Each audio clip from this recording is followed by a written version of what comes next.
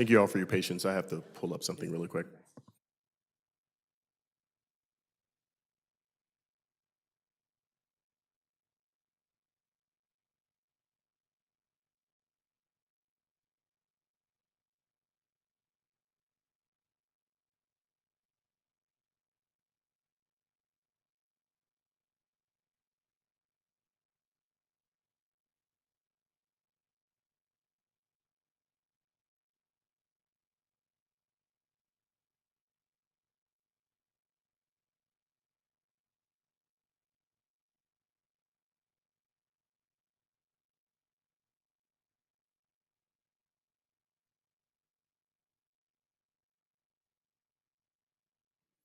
All right, good evening. I will now call the March 11th, 2025 meeting of the Ben Lapine School Board of Directors to order. I would like to introduce our participants this evening. To my immediate left is Directors Amy Tainham, Keena Chadwick, Cameron Fisher, Shirley Olson, and Ross Tomlin. To my immediate right, Superintendent Dr. Stephen Cook, Deputy Superintendent Dr. Lisa Burke, Board Clerk Janet Bojanowski, and I am Marcus LeGrand, Chair of the Board. We also have Elliot DeMartin from Realms High School. Is that correct? Is that correct? Okay, all right, I want to make sure. Is it Kaylee? I don't want to mess up your last name. Is Overita? Okay, cool, I'll make sure, correct. From Caldera, Caldera High School. And Dee Pressure, is it Dee Pressure? Thank you. From Benton High School, joining us for the Student Voice Council. In order to ensure our safety and ability for the board to focus on business, we ask that all in the audience adhere to the board meeting attendance expectations. This includes being seated, holding signs under chin level. If there are available seats, individuals may wait in the lobby until one is available. And thank you. And at this time, we'll remove your hats and please join me in the Pledge of Allegiance.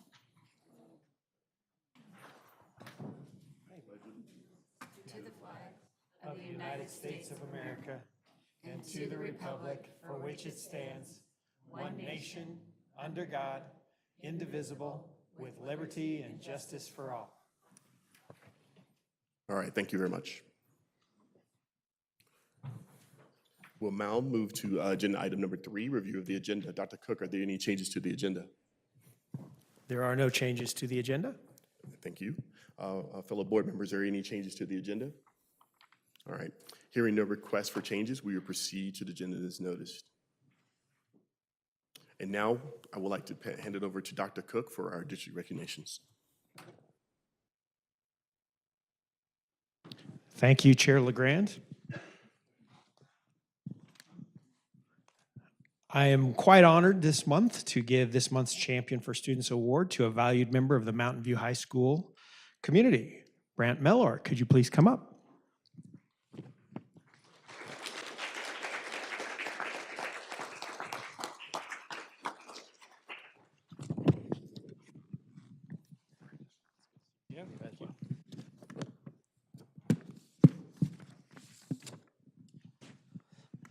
At Mountain View, Mr. Mellor teaches modern world history and AP European history. He also facilitates the College Now program with Central Oregon Community College. When Dr. Lisa Burke and I surprised him in his classroom with the Champion for Students Award, it was clear he makes a great impression on his students. Just during that time, here are just a few of the comments that his students shared.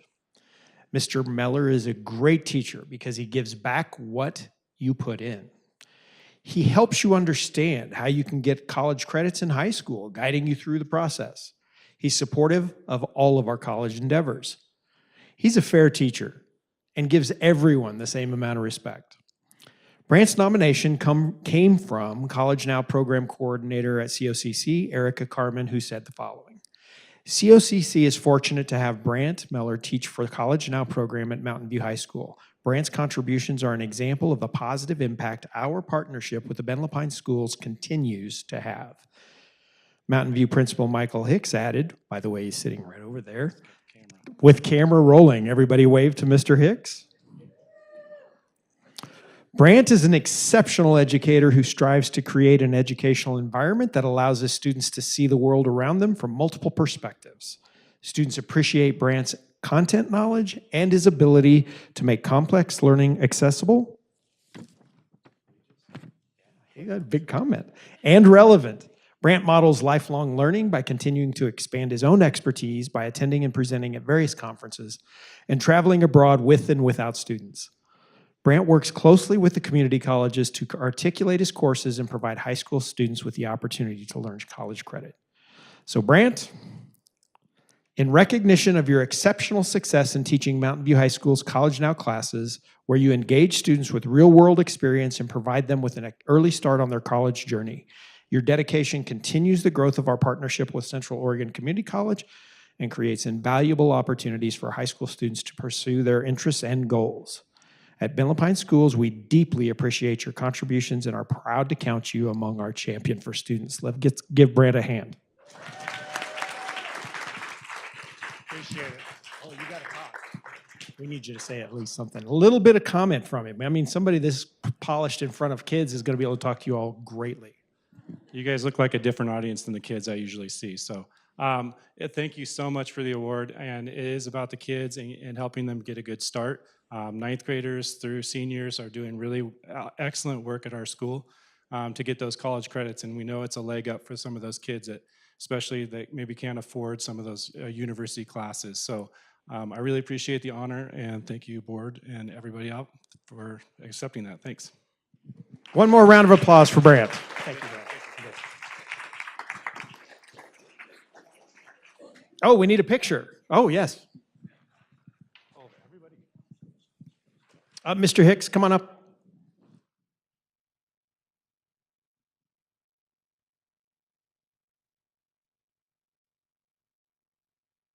Mrs. Miller, we need you to come up too.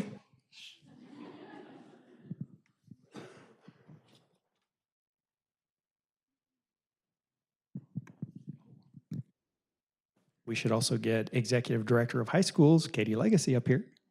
Let's hang out for another half hour and take photos.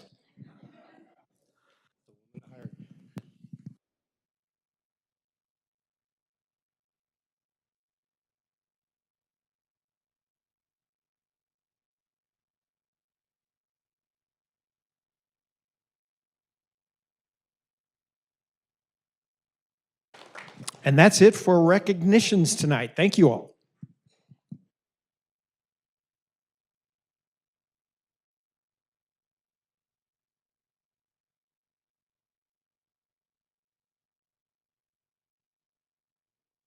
Thank you, Dr. Cook, and congratulations again, Mr. Miller. At this time, we will now hear from our students on the Student Voice Council. Good, glad to have you here.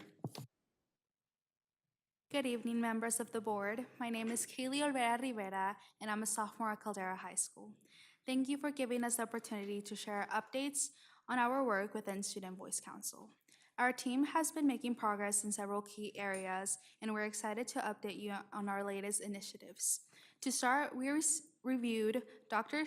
Hipp's fundraising report, which led to a discussion on transparencies, student voice, and equitable fundraising practices. We are committed to ensuring that all students have access to fair and effective fundraising opportunities. Hi, my name's Elliot DeMartin. I use he, him pronouns, and I am a senior at Realms High School. Something we're also focusing on is student engagement and data collection. Several SVC members volunteered to join the district's instructional technology stakeholder group, ensuring that student perspectives are included in discussions about technology use in schools. Additionally, we reviewed the College and Career Subcommittee's survey as a model for gathering data from our students. We discussed strategies for distributing surveys effectively, including through social media, advisory lessons, future centers, and college advisors, as well as assemblies and announcements. To improve our communication, we as SVC members will also be holding monthly meetings with our principals to keep them informed about our work.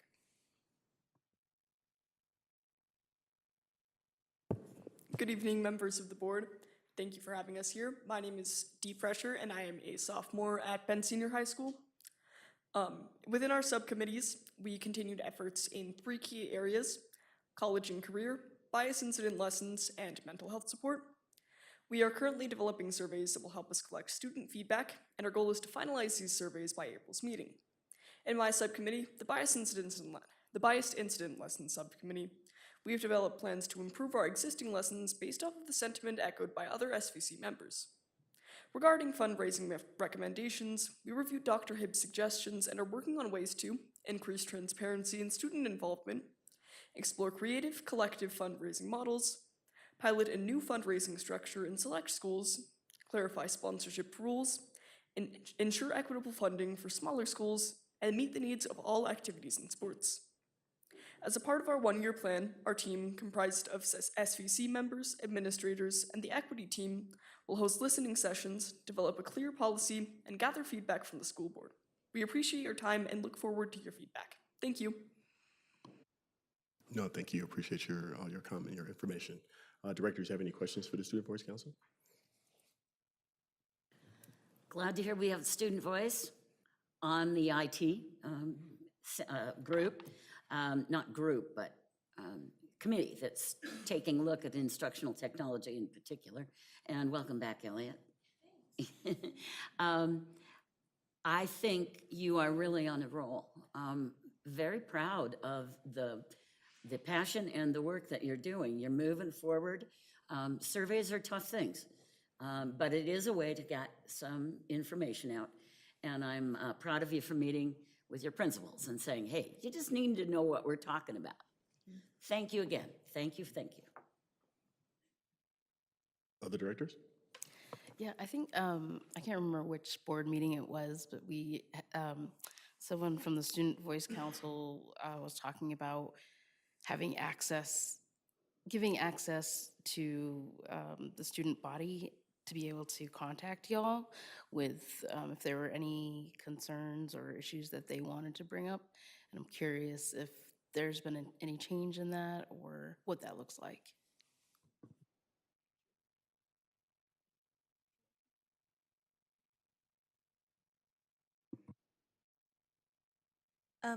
Personally, I have done that at my school. I'm not sure about our other, oh goodness, sorry, SVC members, but at my school I have multiple people who I am mentoring who have my information so they can contact me at any time. I've also talked to our school counselors about it so they know if our students need to direct anything to me. How is that playing out? Have you received a lot of inquiries or? I haven't received a whole lot at the moment. With the student that I'm mentoring at the moment, Realms has both a middle and high school, and he's a middle schooler, so you can imagine how that's going. But otherwise, I've had students come up to me directly and be like, hey, Elliot, do you know what's going on with this? And I am very happy to say that I'm confident in what I'm telling them to be the actual answer. So I think it's going really well, personally. Thank you. Speaking specifically for Bend High, within our design justice class, we are putting some plans into action for creating a smaller, sort of like a student voice council for our school specifically, which would meet with teachers and staff members at meetings and share our concerns, questions, clarify really anything that's going on in the school at that time. Directors, any other questions? Well, thank you. But here's the thing I want to remind you as well. When we have agendized items tonight, if you have any questions about the things that we're discussing, please make sure that you chirp in, chime in, whatever you would like to say. And raise your hand, whatever you want to do to get a question so we can make sure that you understand where we're coming from as well. Okay? Cool. All right. Thank you.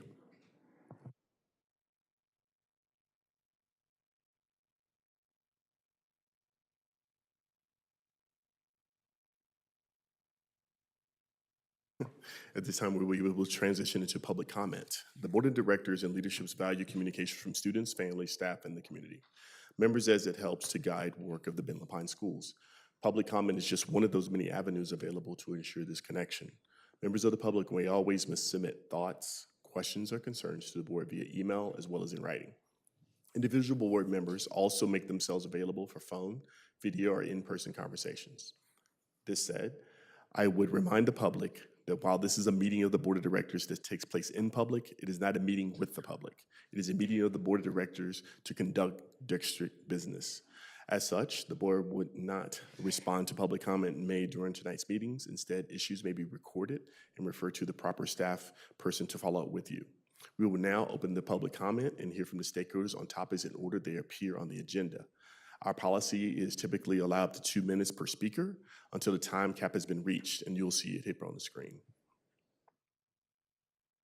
We will typically allow up to 10 minutes of comments per agendized item and 10 minutes for non-agendized items.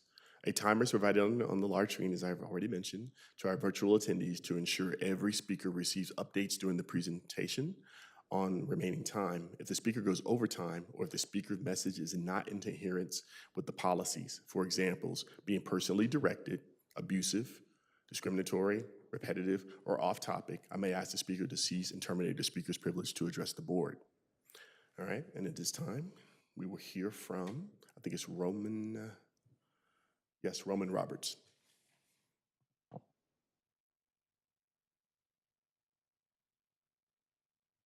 Thank you.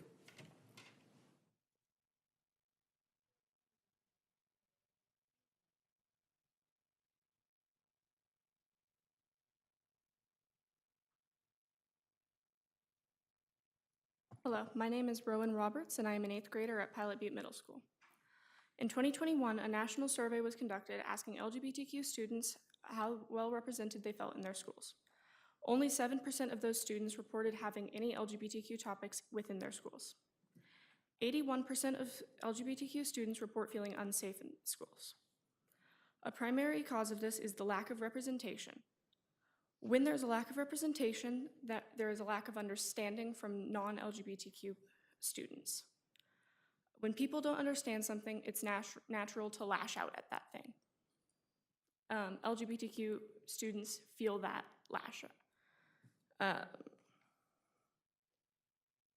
When you ask a queer student where they'll be in 10 years, they often don't even know if they'll have their rights in 10 years. And this is heavily because people are telling them that they're wrong for the way they are and that they need to like correct their behavior. If we had more representation in the school curriculum, specifically in mentioning queer people in history and in health classes in a normalized fashion, that would help increase the understanding of surrounding the queer community and would decrease the amount of bias in the area. I understand that nothing I'm going to say tonight is able to change the world, but I want you to know that I see the small fragments of queer representation we have, and I'm thankful for them, and all I am asking is for you to protect LGBTQ students like me.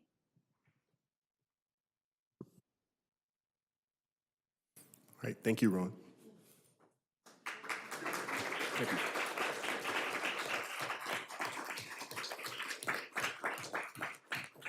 And thank you for the courage to speak up. Appreciate it very, very much. Thank you. Next, we will have Josh Colvin.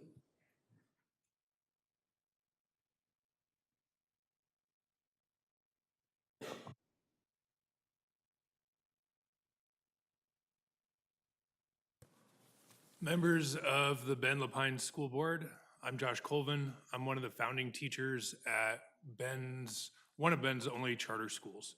I've been teaching middle school there for 10 years, and our dedicated team has worked tirelessly to create a thriving, inclusive learning environment. Our students consistently score above state averages on standardized tests, and they feel a strong sense of belonging, and our families are deeply engaged in our K-8 school community. We have accomplished all of this despite receiving only 80% of the per pupil funding that other public school students in our district receive. I recognize that Oregon state law sets this as the minimum requirement, but but minimum funding should not be the standard for our students. Our students are public school students too, and they deserve equal funding, right? Teaching at Bend International School has been one of the highlights of my career. I've had the privilege of building this school from the ground up, and I've thrived at this work, but it has come at a considerable cost to my family. We're paid 10% less for doing this same exact job as any other public school teacher here in Ben Lapine School District would do. And this has been very valuable work for me, and I'm not complaining about my salary. But I do think equitable funding is in the school district's interest. I think all of you came here to improve our schools in Ben Lapine, and you have a great school in Bend International School. And honestly, I'm tired of being hamstrung by our lack of funding, right? I think everyone can agree that the right thing to do is to increase our funding to the 95% per pupil funding rate. Thank you. Hey, Josh, real quick, before you go, can I ask a clarifying question? Yeah. Have you spoken to the district in this matter? Have anyone from your school contacted the district to talk about this, or the state? I believe our principal has talked to people in the district, and they're in the process of working at the state level to change the law. Okay. But I think we're at this meeting kind of pleading to receive that funding before the law changes, or if the law does not change, to do that. Thank you for that clarification. I just want to make sure. All right, thank you. Appreciate you. Thank you. Yeah.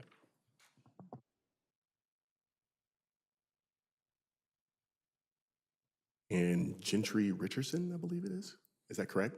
Yes. Hey, thank you. Don't want to mispronounce your name.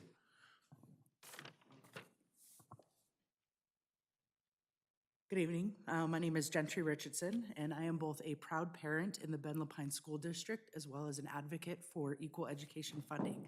I have two children, one an 8th grader in a fully funded district school, and the other a kindergartner at Bend International School, where they receive only 80% of the per student funding for grades K through 5. That 20% funding gap creates significant challenges. Unlike district schools, Bend International must cover all major services entirely on its own. And yet, despite these challenges, BIZ remains an asset to our community. The reason that I'm here tonight is to ask for your leadership in ensuring that Bend International receives the 95% per student funding for all grades. Bend International students are your students. They are part of the district, yet they do not receive the equal access to the same resources and opportunities. Underfunding forces charter schools to do more with less, even though they are held to the same academic standards as the district schools. The additional funding would have a profound impact, especially on K through 5, where resources are already stretched thin. The district has already recognized the importance of equitable funding by setting middle school funding at 95%, and that decision has made a substantial impact. So why not do it for K through 5?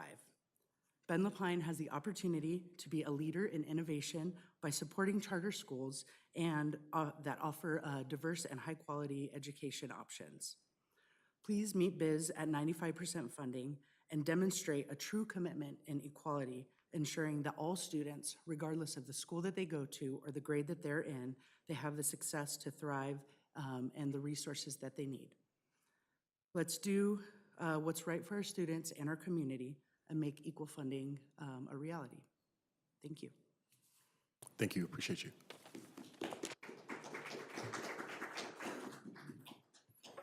And our final person today is Jenny. Is that correct? Jenny Hopper? Or is that correct? Oh, I'm sorry. I can add you as well. Don't worry about it. Yeah. I get it. Right. Thank you.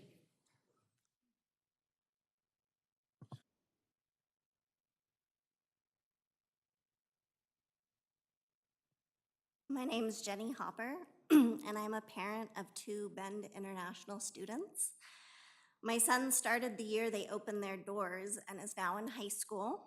My daughter is currently a 7th grader.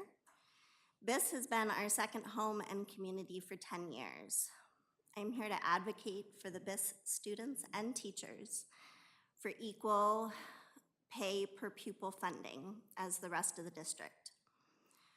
Our teachers are dedicated. 2/3 of our teachers have been teaching there since the doors opened. And because BIS does not currently receive equal pay per pupil funding, the teachers have all taken pay cuts to teach at our school because they believe in the education that BIS provides. Our teachers are hardworking. The education that they are providing our children in this community have not only upheld the state and district academic standards, but often exceeded them. Along with those standards, they teach global citizenship with an education style that meets each child exactly where they are. Our teachers and staff have created a thriving school, built it from the ground up. BIS is an asset to this community. It is meeting a current need, as shown by our lottery numbers every year. And as an asset, it only makes sense that our students receive the same per pupil funding. I've still got a little more time, so as a parent, I've been super involved since our doors have opened, and we've done so much fundraising, and it takes so much time and effort as parents who work full-time, and I wouldn't change it for the world because I love our school and everything it's given our children. But the extra funding would allow, would allow for many things that I've run out of time, so. No worries. Thank you. We hear you. Yeah. Okay, thank you. I appreciate your time. Really do. All right. And your name, I'm sorry, ma'am. Vanna Miller. Thank you, Ms. Miller.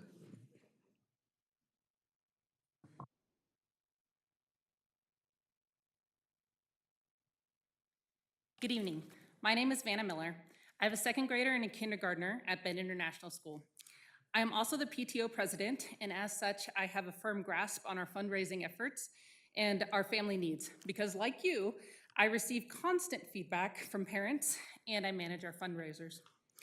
With both kids in school, I was supposed to be finishing up my schooling this year to become a health practitioner, but instead, most of my time goes to helping the school organize and manage programs that we have to get scrappy to keep running. I do this because I love BIS, I believe in our mission, I personally needed the BIS Parenting Village, and because I want what's best for the kids. I'm in good company with these sentiments because I know about 40% of our parents wouldn't have sent their children to Bend Lapine Public Schools if BIS was not an option. They would have homeschooled instead. As my peers have stated, we clearly bring something special to the school district, and that also means we bring in their per pupil funding. But back to me for a second. Because I sacrifice my time and energy, it cuts particularly deep to know that 1, BIS makes up 3.5% of the district, but we don't receive equivalent funding. 2, that BIS runs on 80% per pupil funding without any access to the programs that come out of this building. And 3, I struggle to understand why the district was open to negotiating up the charter school rate of funds for the middle school, but we were denied similar funding considerations for the elementary classes, which literally serve as the foundation of our children's learning journey. We are grateful to Bend Lapine School District for the partnership we have received in the past, and today, myself, my fellow parents and teachers, and the students are asking you to consider elevating our partnership, especially in the elementary. We're asking this because we believe our community brings a lot to the Bend Lapine School District, and our kids deserve just as much funding as any other child. Thank you. Thank you. I appreciate it.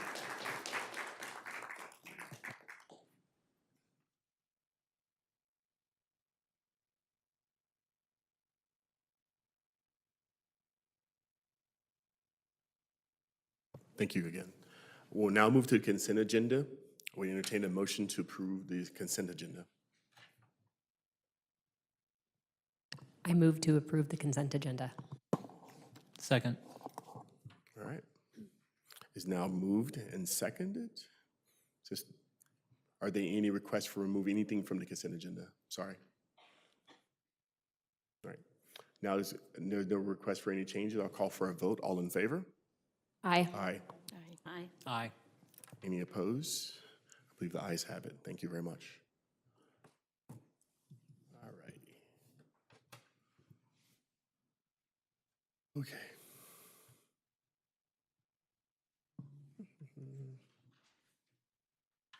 Right.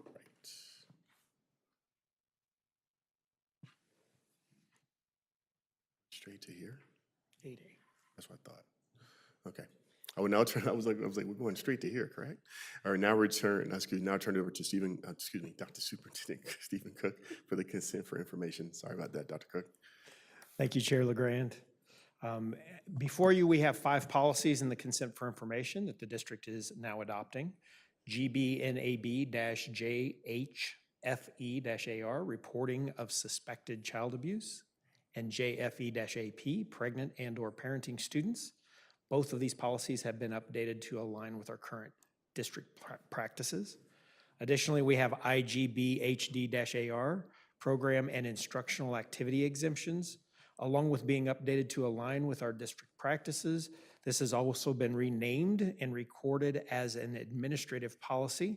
This policy went out for public feedback last month, and we've received no feedback. Next is policy IKF-AP, graduation requirements. This policy has been completely rewritten to align with the current district practices. That also incorporates the language from IKF-AR, which we recommend for deletion. This policy includes updates to align with several new legal requirements for class credits. Also, I want to bring to your attention, there is a document in the consent for information agenda that includes follow-up to questions that we ran into at our last meeting, specifically for secondary programs and some data for your consideration. And so I'm glad to either myself or have members of our team answer any questions you might have. Directors, I'm sorry. Ooh, that was loud. Directors. I just would like to make a comment that the 2 new half credits that are being required for graduation and their content. Can we share that?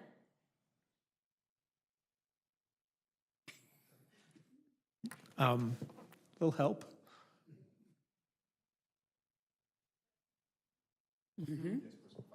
It's personal finance and college career planning. That's correct. And so, yes, thank you. Thank you. Forgive me. There's a lot on the plate tonight. We will do it. It's expected. We already have many of those standards built into our high school course curricula. Now it will be called out more specifically and more directly on the transcript. That's really not as nearly as a significant change with regards to what's being taught. However, it is going to be a significant implementation because it is now expected to live in student coursework. And my comment would be that decreases the opportunity for electives by 1 credit. That is absolutely accurate. Thank you. I have a question about that as well. The 1-year waiver opportunity, is that being utilized with any of the schools in the district? Do you know the answer to that? Yeah. Yes, so our plan is that for the majority of schools, they will be, they are putting this plan in place. The reason that we asked for the waiver is mainly because those students who are already in that trajectory in the schools, they'll be able to have that, but we want to have the 1-year waiver so that those students who are like in their senior year, and haven't gotten that, they aren't sort of affected by that. So this gives 1 more year for that to be kind of universal. So yes, there are, the majority of our schools have a plan in place to sort of enact this, but for all students, that won't be enacted until the following year. So it's based on grade level, not necessarily school size? Yes, it's based on, there are some pieces that will likely affect schools based on if they have different advisory practices or the way in which they're going to engage in this. But primarily, the year waiver is about making sure that we can wrap in all students. Thank you. Students, do you have a question? Yeah. Sorry, I had a question about it. For schools that are smaller, such as charter schools or schools like Realms, do you know how the process is going to be for students who don't have like 7 or 8 classes? We only have 5 classes a day. So I'm wondering how it'll work out for a school that already has a severely limited amount of, like, oh goodness, what's it called? Like the choose your own credits kind of classes. I forgot the word. Yeah, electives. Oh. I'm just curious on how that'll work out.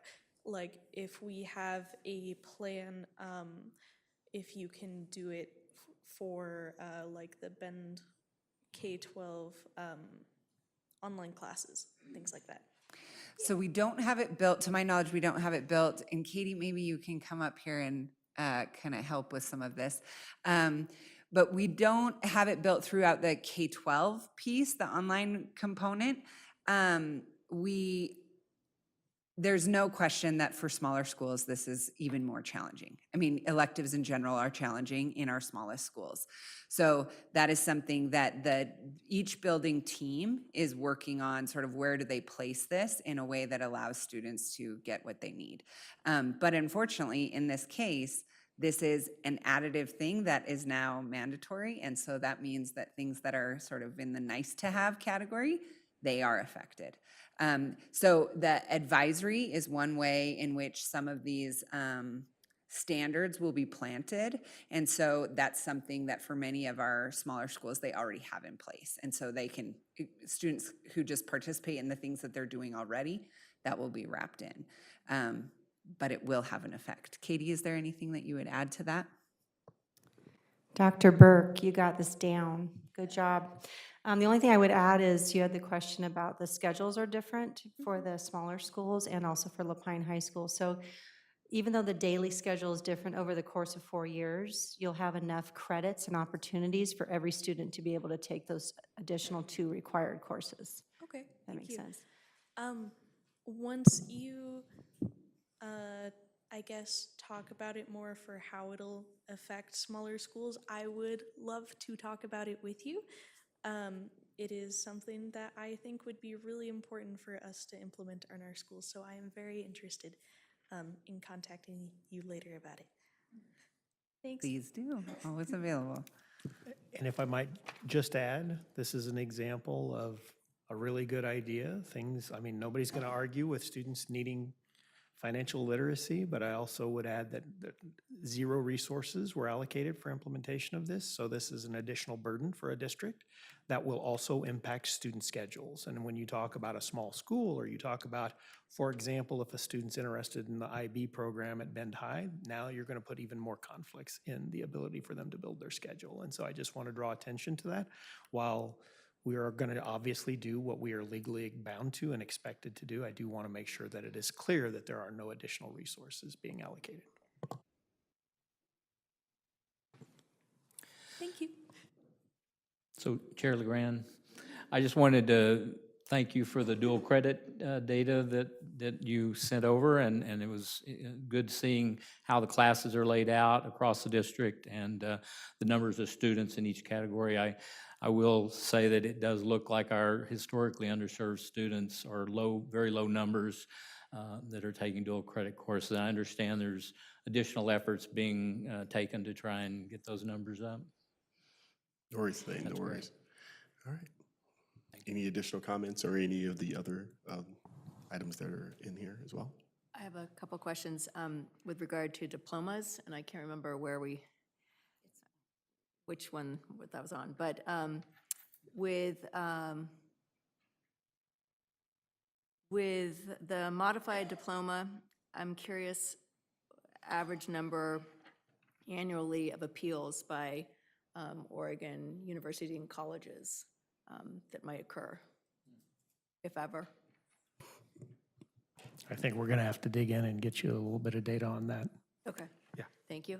And then another question, with the seal of biliteracy, I was curious that the district is responsible for one allotment of a standardized exam, and how the time frame of that, is it meant to be junior year, or is it just by the end of their high school careers that students who might be eligible for that can take the stamp test? There's actually multiple opportunities. Well, it depends on what courses the student takes. If a student is taking either advanced placement language courses and/or IB advanced placement IB courses in a foreign language, that would allow them, if they pass a certain level on the exam, that qualifies for dual credit. One of the things that we did implement, that's not right. What's the name of the test, guys? Say it again? I'm just Not the blanking. stamp? Not the stamp test. No. Not a stamp test, Stamp, no. thank you, the stamp test, thank you. Was that the first thing you Several said? years ago, the district, in order to provide students an opportunity that weren't in those pathways, the district chose to implement the stamp test as an option for those students. And so the administration of the stamp test is something that we do to provide access for those students to have an opportunity. It is a standardized exam, so it's not just something that a student can say, I'm going to try to take this in March and in April and in May, multiple times over and over and over. So we provide that opportunity for students that don't have other access points. And I think for the most part, the first access point for that stamp assessment is, I think, their junior year, if I'm not mistaken. But the idea of not providing access to it, multiple opportunities, it is a cost to the district, and so the district tries to do the best chance the best opportunity of balancing resources with opportunities for students to get access to that exam. Okay, yeah, thank you. That makes sense. I think one thing that I've heard feedback on is concern that students aren't getting the opportunity in junior year. All students who might be bilingual or multilingual. And so I guess that's just a hope that awareness that anybody who might be eligible can take that stamp test their junior year, as opposed to kind of doing it in different groupings. And I understand that, but I also part of recognizing that the idea wasn't so that students have multiple opportunities. No, just for the one test. Got it. Just Okay. for the initial. I understand. Yeah. Okay. Thank you. Then one other question with regard to is it the extended diploma? Can't remember where that is, but there's something about self-contained programming. And I guess I'm curious how that might look, because I was under the impression that we don't necessarily have, strict self-contained programs, self-contained classrooms. No, we do. We do have some self-contained classrooms, but strictly, they're where they can and push in and access the general curriculum. We always make that as available as we Right. can. I But- thought that was like the top priority, but so I'm wondering why they're using that language of self-contained. We still have some self-contained. There are some places where there are self-contained. Completely. I think so. Is Sean here? Yes. Okay, in our general education, our general high Yes, schools. we do. Yes. Okay. They're not as common perhaps as they were years ago, because we do try to push kids in to Yeah. the extent we can. Okay, okay, thank you. Great questions. Anyone else? All right, thank you. Thank you, Dr. Kirk. Yes, it is.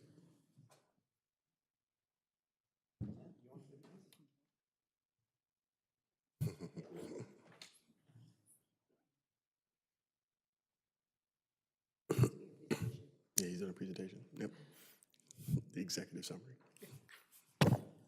Oh, excellent.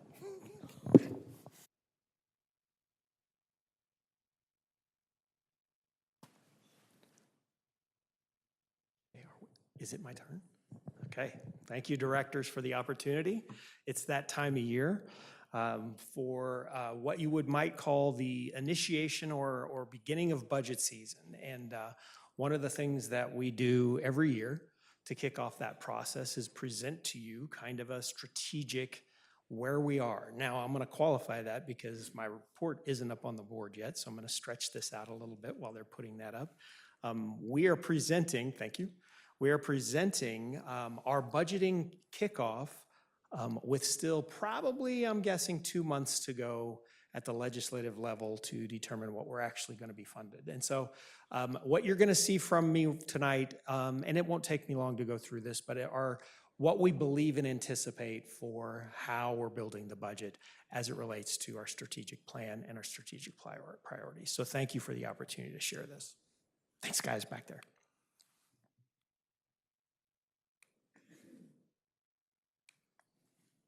There we go. So let's take a look back first before we go forward. If you recall, the state of Oregon funds schools on a biennial model. Our last funding was $10.2 billion. And an important number for us to be mindful of is any amount of funding that comes out of the state, we use right now 2.94% as a general rule of thumb for how we tend to understand and expect what that funding resources look like.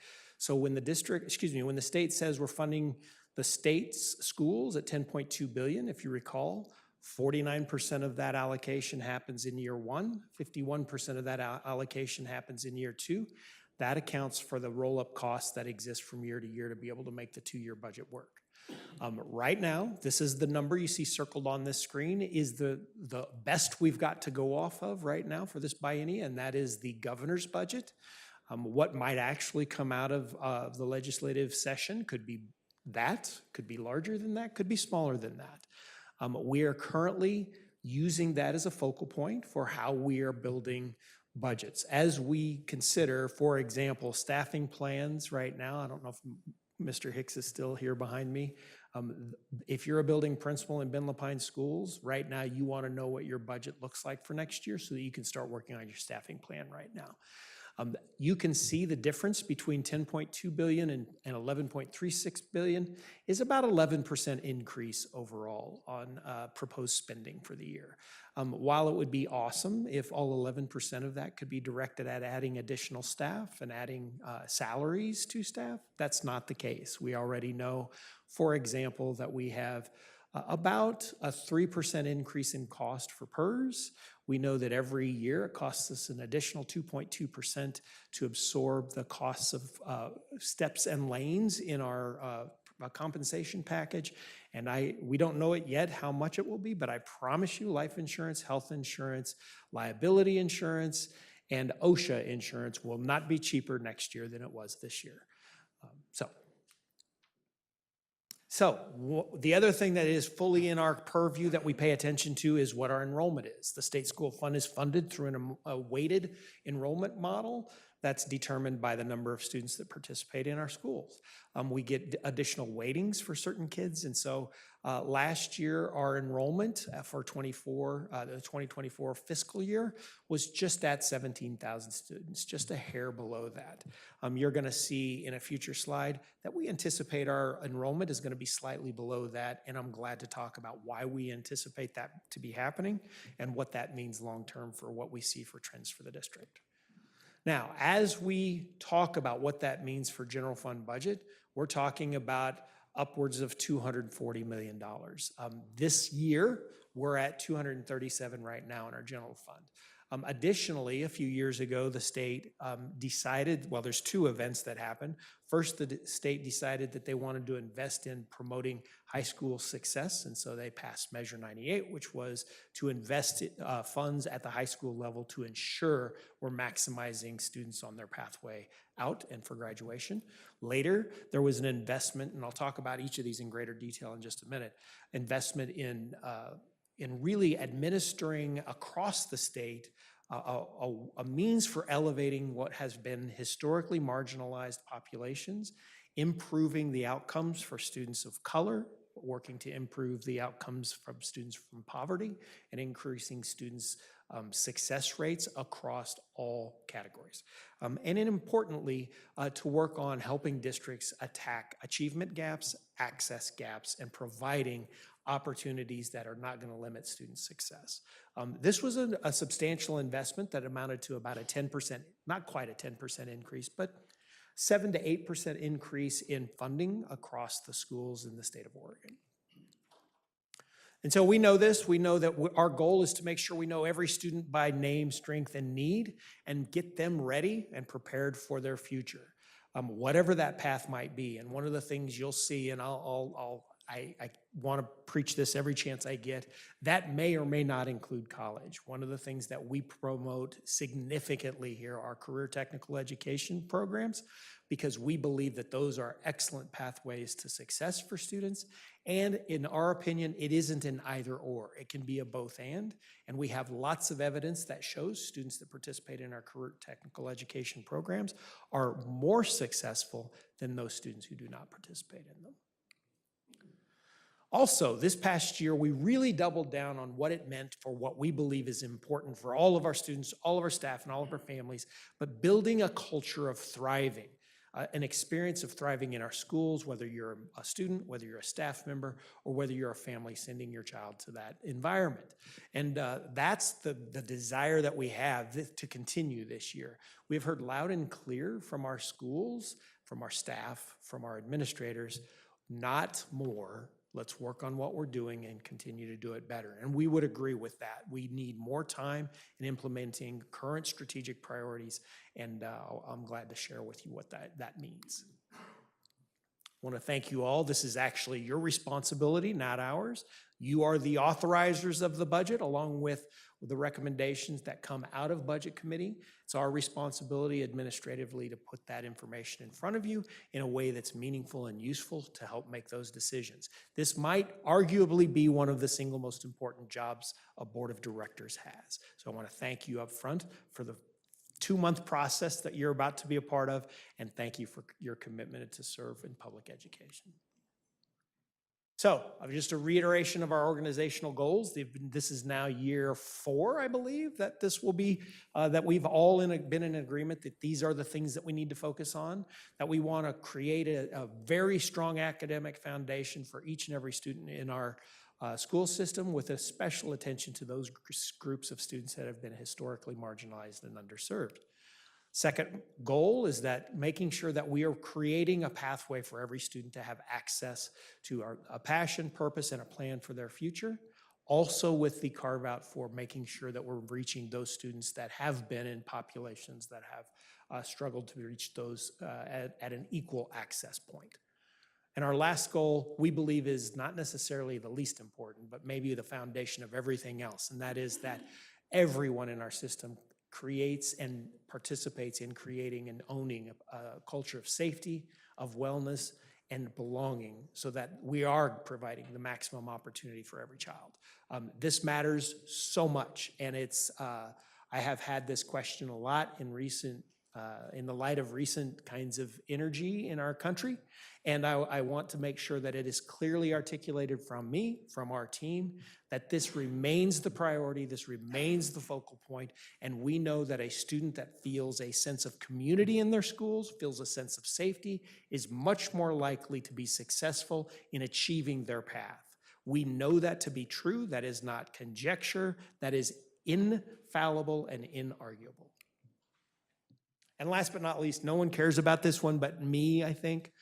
We have to have operational systems that support this work so that it isn't people dependent, but the system holds that up. And so those first three goals are all student outcome goals that are lifted up by creating systems underneath that.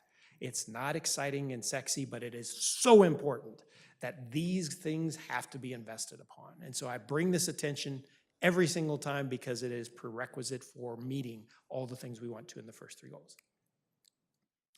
Just a reminder, for every dollar that we receive, 85 cents of that goes to people in our system. And so we are a people-oriented company, if you will. We are in service through people to people, and that is important. And so when we talk about budget constraints, or the fact, and I remind folks all over this district, that the school district does not have any control over our revenue. We are provided our revenue through the state school fund as calculated by the weighted ADMW, which is the average daily membership. And so when we talk about how we have to make decisions, tough financial decisions, I want you to know that we do everything in our power to minimize the impact of the 15% that we don't have directed towards people, that's a really challenging thing to do. It's hard to lower your utility bill before people start complaining about it being too cold in our schools. Things like that. It's just kind of fixed costs. So what are the factors that I need you to be aware of as we step into this with the Budget Committee over the next 8 weeks or so? The first one is that it is important to note that we do have a decreasing enrollment. It is a different day for Ben Lapine schools, and I think that's an important thing to carve out. We're talking often about the fact that we're graduating 1,200 to 1,300 students, and that the birth rate is much lower than it was even just 10 years ago. And so we aren't bringing in 1,300 kindergartners. And so as that comes through, now we do have a capture rate, which that's a term we use and talk about.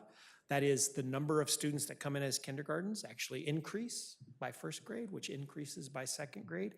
And we see that trend. And some of that, we've done some demographic work to find out that that is related to, there are people that are participating in homeschool to some extent. And even more importantly, the fact that Bend has been a desirable place to live. And so we do get some immigration into the community. However, those people that are moving into the community tend to be a little bit older, with older children. I think it's a little challenging for a younger family, potentially with younger children that might be kindergarten age, to be able to afford a $750,000 to $800,000 home. Likewise, we are seeing a large number of families moving into Lapine, and we do believe that that's got something to do with a reduced cost of housing in Lapine. And so there are growth pockets happening in our community, and we do see a trend of increased enrollment as we matriculate from K to 12th grade.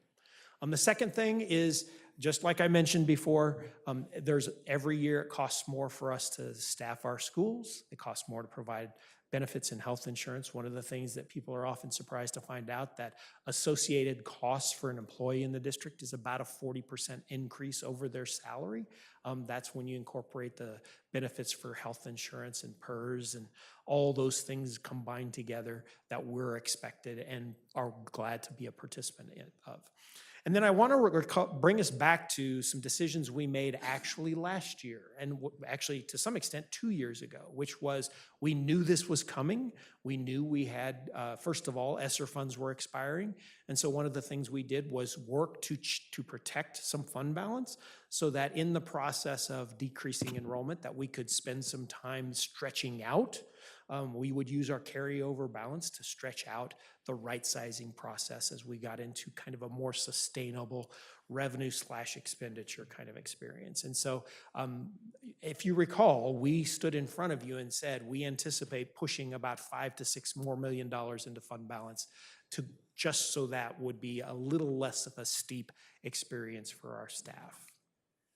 So you've seen this slide in front of you before. These are the fundamental pieces of SIA. There's 4 areas we can invest in: expanding instructional time, addressing student health and safety concerns, reducing class size and caseloads, and providing a well-rounded education. We are spending money in all of those categories. In fact, here's some financial pieces to that. Most of that money lives in salaries of our staff that we're investing in to support those 4 needs. Additionally, we have a similar kind of document for high school success. Measure 98 was passed 7 years ago, I believe, with a very strong intent on dropping the rates of dropouts, increasing the rates of graduation, expansion of career technical education, and also adding what we were just talking about earlier, opportunities for college courses while students are still in school, still in high school.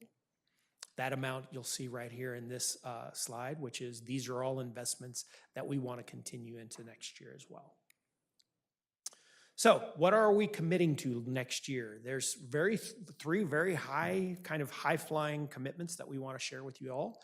We have another year of elementary curricular adoption. They love hearing that. It is a tough sell. We just had a conversation earlier that we might see what's in our control to slow down on the other side, because if you recall, every year since I've been here, we've adopted a new curriculum and implemented a new curriculum at the elementary level. And elementary teachers will tell you, please ask them. They are glad to share this. 1 per year, which is guided by the state of Oregon, by the way, I mind you, is a lot to ask. Next year's implementation is math, and it's an important one. And so I want to draw attention to that. We will be in year 3 of foundational reading skills. We'll be in year 2 of our ELA adoption. We will be in year 1 of a math adoption. So let's just soak that in for a second. That is a lot to ask of our elementary educators. Second one is continuing our work on focusing folks at the secondary level on creating standard-based instructional practices and assessments that align to those practices and grading practices that align to that. This is a lot of really important work, and there's lots and lots of good things happening about it. If you recall, we've been talking about this for several years now. We're starting to get to the end of the runway, and that's one of the things we want to make sure of, is that we're providing people opportunities to pilot and experience what that looks like. You've heard from many on our team about the importance of this work and how it's going to be a foundational piece of the work we're doing in the future. And last but not least, this continued implementation of our life and career readiness standards. We are one of the first districts in the state of Oregon and one of the first districts nationally to commit to a comprehensive life and career readiness curriculum across all grade levels. I'm so proud of this work. I am so pleased that our community recognized the importance of this work and how the rounding out of a student's educational experience is done through work in this fashion. And so this will be year 3 next year of this process. And if you recall, this spirals up kindergarten all the way into seniors in high school. This is meaningful and important work as well. So the last piece is we've done a lot. This is a shout out to our the Climate and Culture Task Force, thank you, of the work that they've done to help us get this grounded on what are we going to make sure exists in all of our schools. We need another year of cleaning up the expectations that we're expecting across all schools. So we call those Tier 1 Common Expectations, and we use those to establish a baseline of what we want out of every school and how a student can expect to be approached, with whether it's a code of conduct issue, whether it's about supports and needs, whether it's about clarifying the mission of what is being expected of them in the school, but also baking all of that in the expectations that we want you in the school community to feel a sense of welcomeness and belonging. So what's our expectation? Well, 11.36 is the number that we're kind of holding our breath around. We'll let you know. I keep trying to send you updates as I learn more about that. That is a large increase. At one point, we heard 6% increase. 11.36 billion is actually an 11% increase. And it wasn't that long ago I was sitting in front of you saying we were going to be cutting 120 positions, if you recall. We did have to cut 53, I think was the final number last year. And we do anticipate right now, depending on where this comes in, that we could be at a place where we're cutting a few. There's also a consideration that we are losing enrollment some more. And so there will be some effectively, we build a schedule every single year that is built upon what the enrollment is, trying to specialize to hit that exact amount based upon that October 1 count.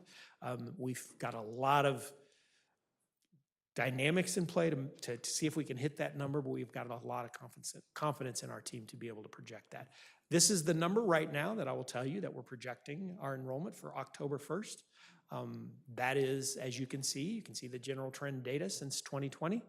And if you think about the fact that every year we're graduating 1,250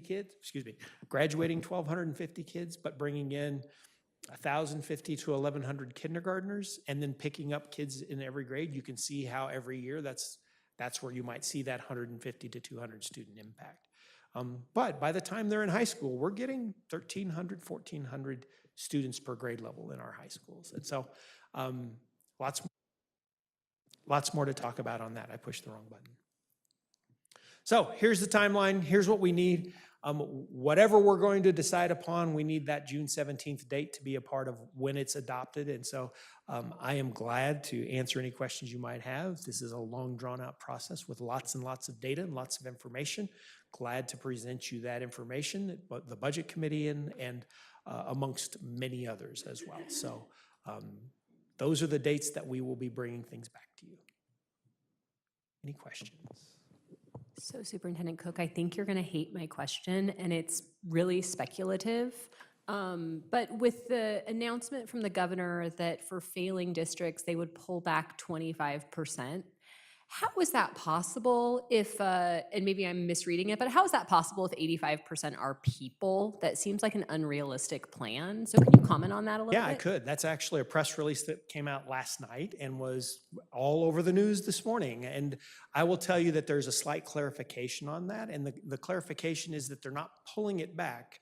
They are pulling back control over the spending of that 25%. And so for schools that don't meet thresholds, and I speculate, this is all speculative, of course, there's a lot of talk around an accountability framework, and the school districts that are not producing results at a rate or a level that meets expectations, those districts would likely experience some guidance from ODE, and from my understanding, this would be a new level of authority for ODE as well, in that earmarking how those dollars are spent.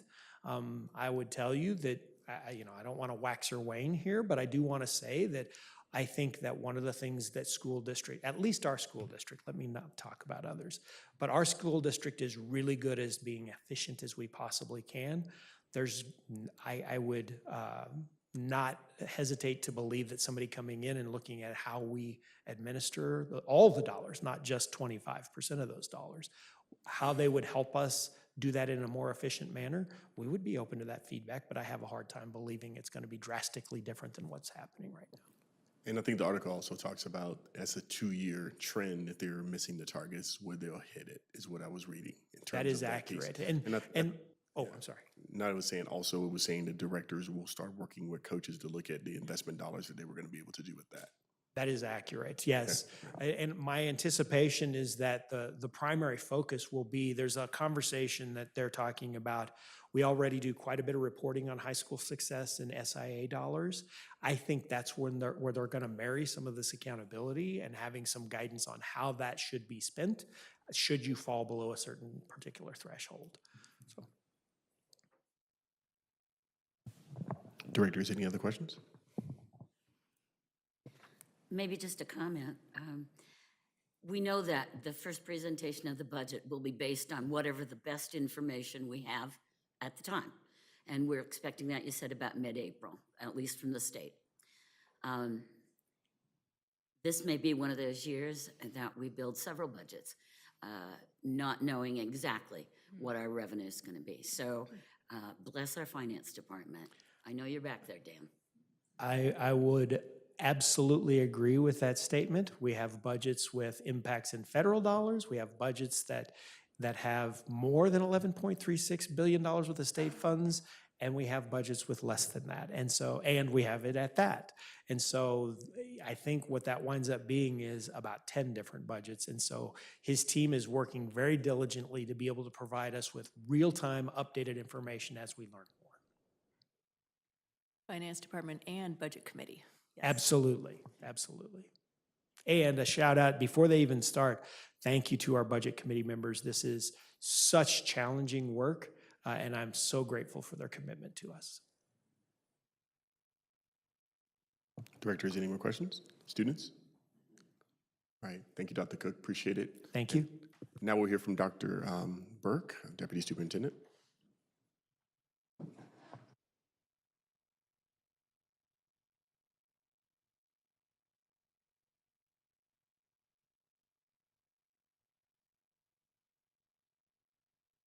Okay, I have a handful of folks who are coming to join me here, so we're going to rearrange for just a second.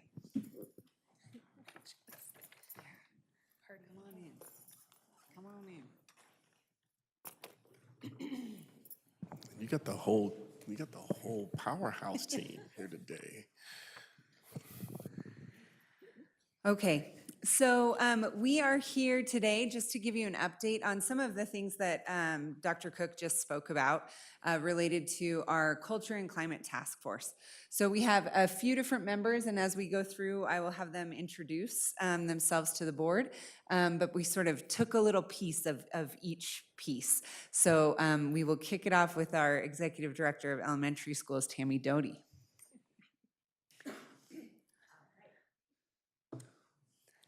Thank you, and she did the introduction, so.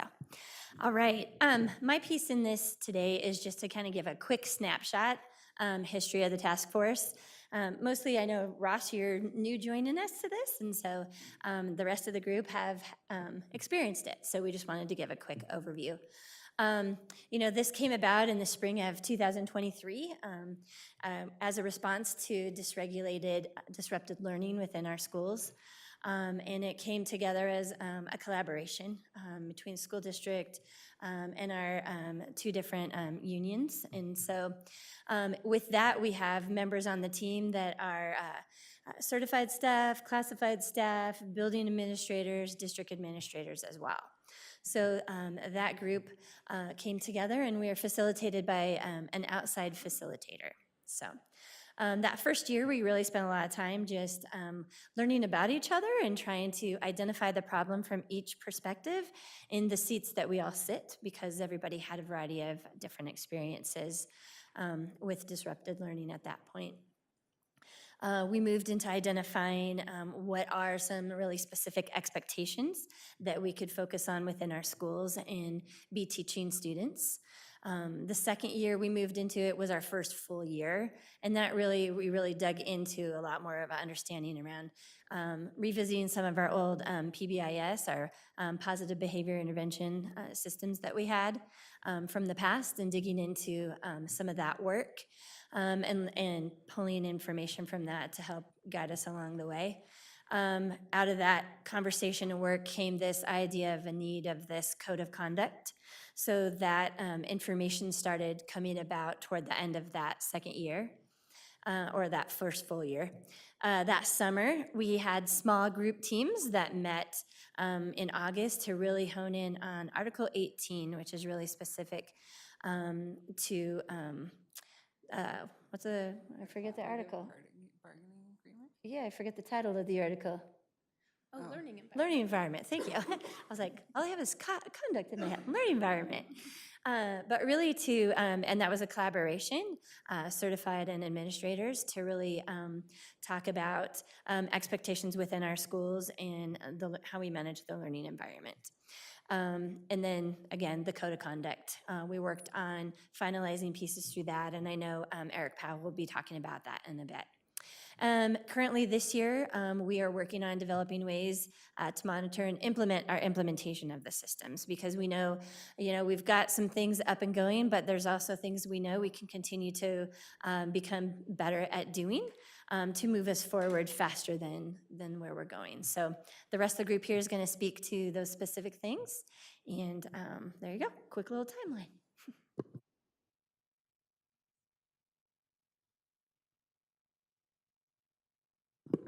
All right, so some of the things that we did this year related specifically to the Code of Conduct, as well as what's within the Code of Conduct outlines some levels of common expectations, although that is also specific to each school.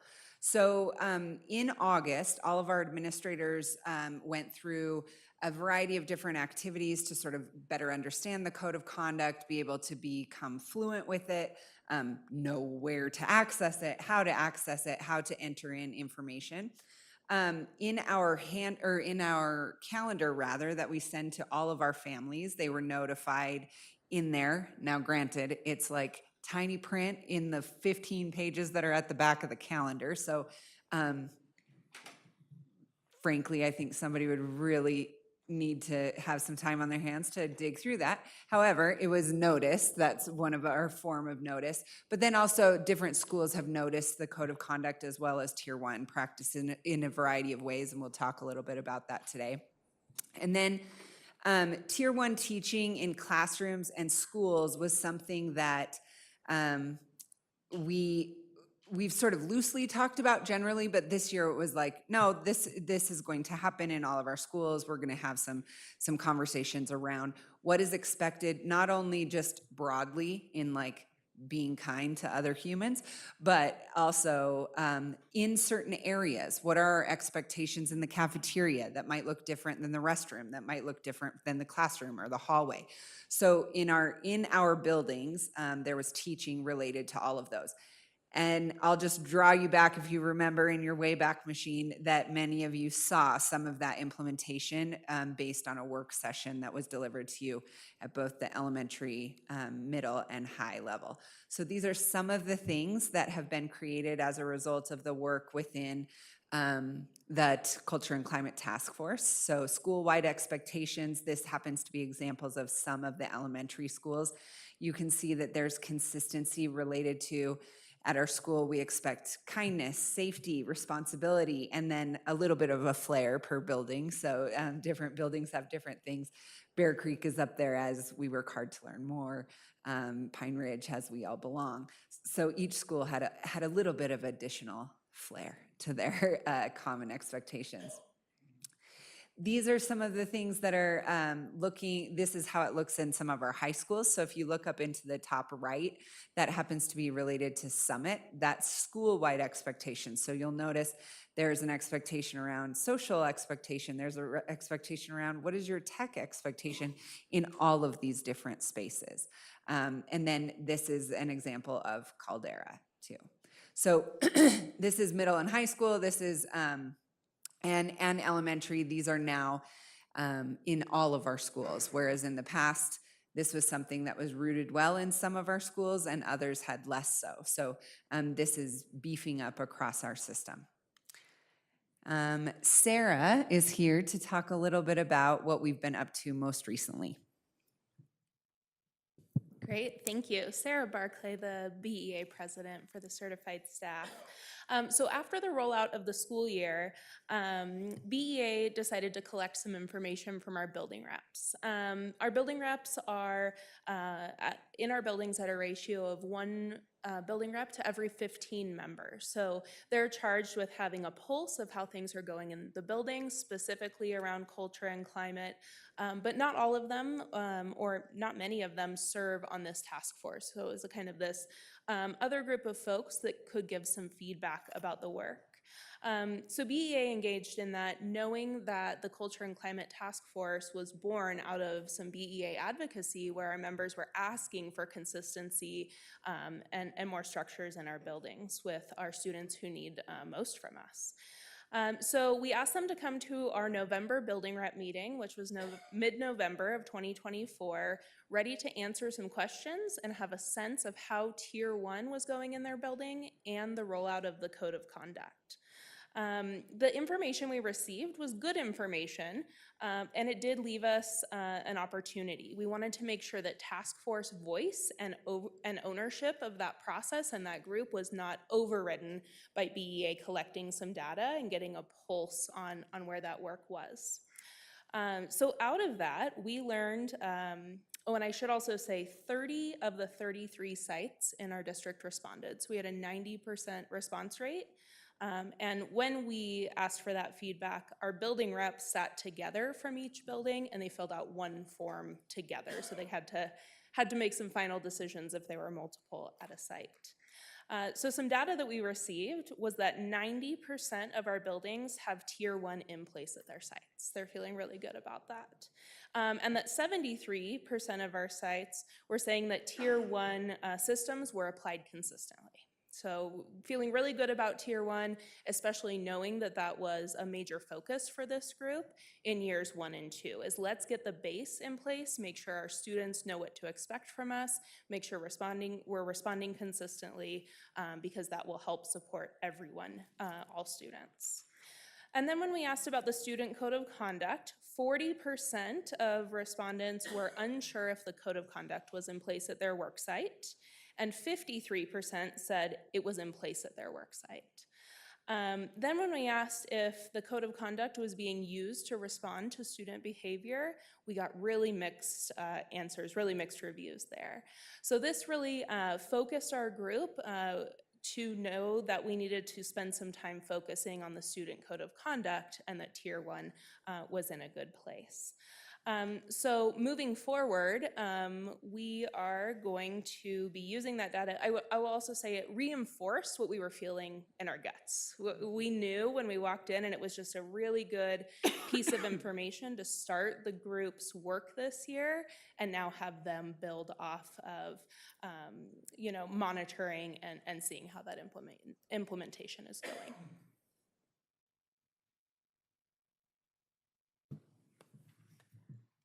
Hi, everyone. Can you hear me? You gotta press the screen. Is that better? All right. I'm Brian Behringer. I'm the principal at LaPine Middle School. I'm very proud to be on the task force team, and just a quick shout out to Dr. Cook for giving us that opportunity to collaborate with staff members from all different levels.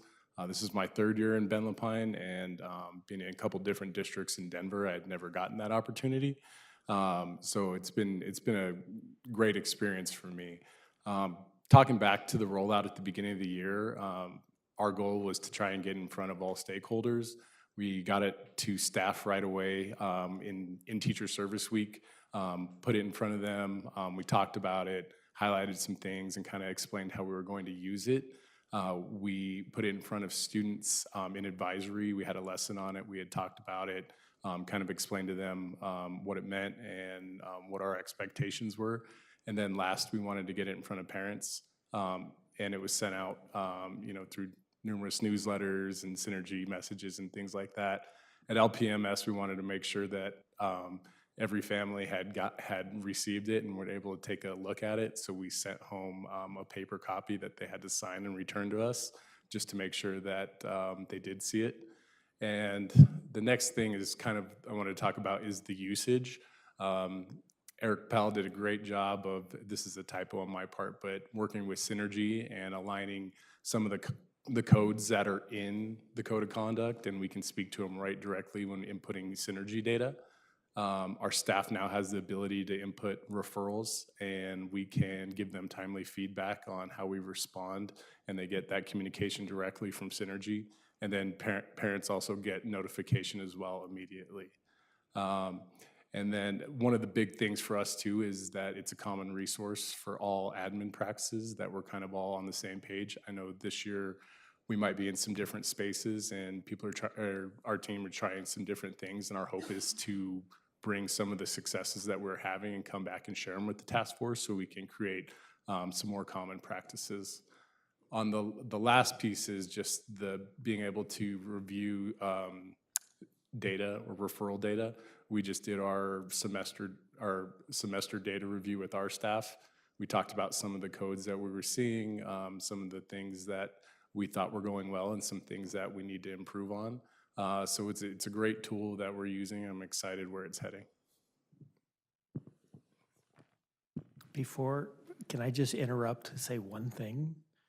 Just want to remind folks, this is Goal 4 stuff, right? This is that underlying things that we don't get a lot of credit for, because it doesn't impact students directly, but indirectly has profound impact. And so I'm just proud of our team and their willingness to jump into this. Hi guys, I'm an instructional EA at Roslyn Elementary. So from a classified point of view, I saw a real shift that I witnessed this year at my school site, really around the common language and understanding on those expectations. There are clear systems in all spaces within our school, and also a set of expectations in each classroom that has been led by student voice. Our hope is that everybody will begin to share in my narrative, because that is our foundation, which we are collectively building upon. And we have also started using the student code of conduct in my building. And while it is mostly used by administrators to guide how they're responding to behaviors, at our site we have a real transparency about its use and the processes with it. And with that understanding of the systems, we're fostering trust within each other, not just with staff and administrators, but also with our communities, with our families, and with our students.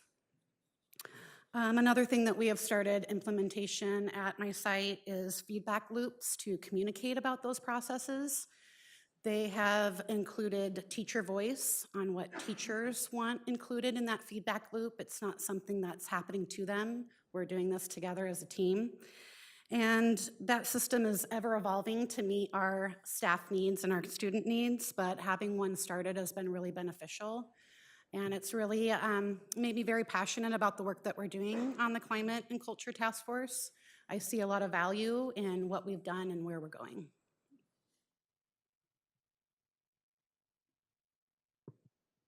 All right, so I'll just add that there are some parallel developments that are happening within our system based on sort of the asks of our system that are helping support this work. So EWS refers to Early Warning System.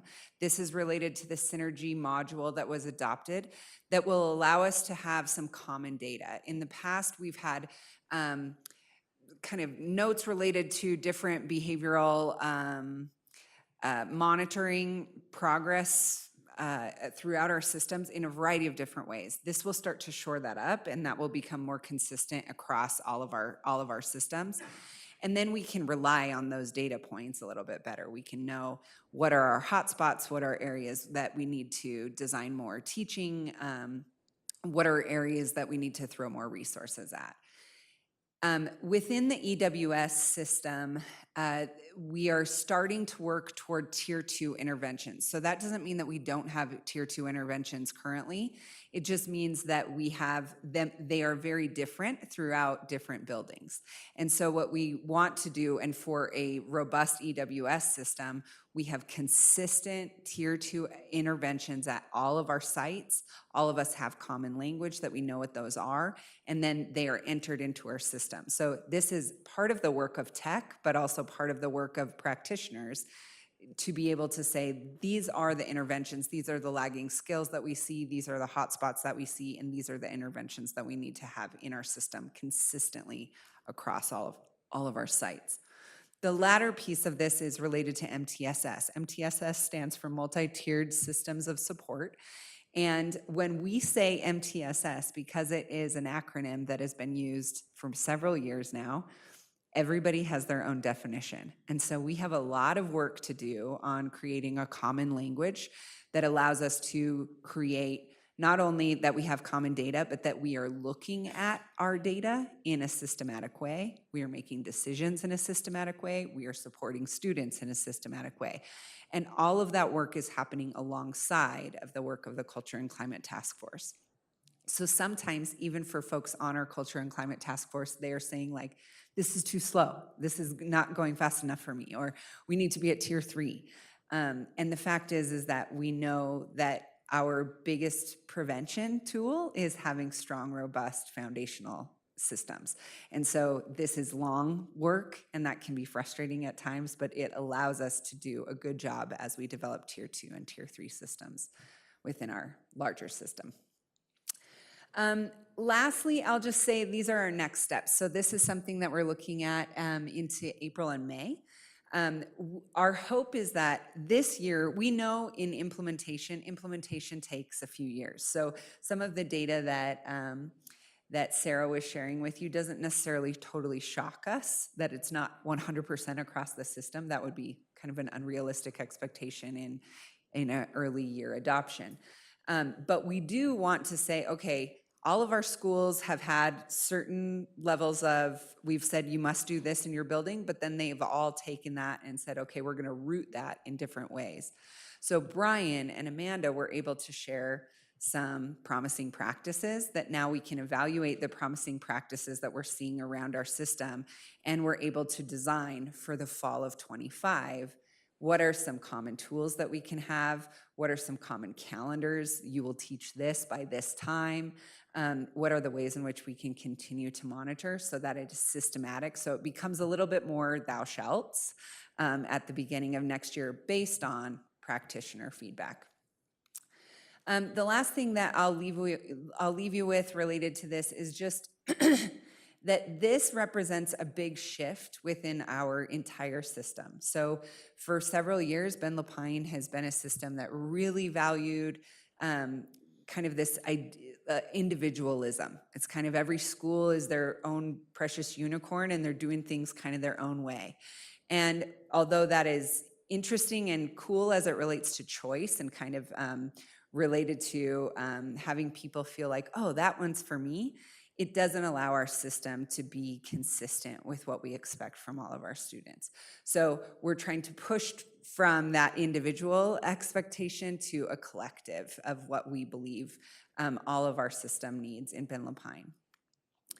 Additionally, we're starting as we move into next year and develop these common tools, we want to think about this analogy of like a goldfish. So if you buy a goldfish or you get it from the fair or you get it from a white elephant gift like I happened to get this year, you put your fish in this bowl and have the perfect rocks and the little aeration and all of those things, and you come the next day and you see that your fish is not doing so well, it's unlikely that your very first place to go is to say, oh, I've got a bad fish. You start to think about all the things that you can control around that fish to allow them to thrive. So is the water temperature correct? Do I have correct aeration? Do I need a new little plant? Do I need new little rocks? Do I need more space? These are all things that are within our control. And as we think about that as it relates to educational practice, we often use this outline of ISIL, so instruction, curriculum, and environment. These are areas that we have full control over as adults, and we need to start to alter these versus assume, oh, this student is blowing it because that's just something that's internal to them. No, our students are coming to us exactly as they should be. And we have a responsibility to alter our environment or curriculum or instruction to support them along the way. So as we build these tools into the future, that's going to kind of be our mantra as we're moving forward. So that is our full presentation. Do you have any questions for people from our task force?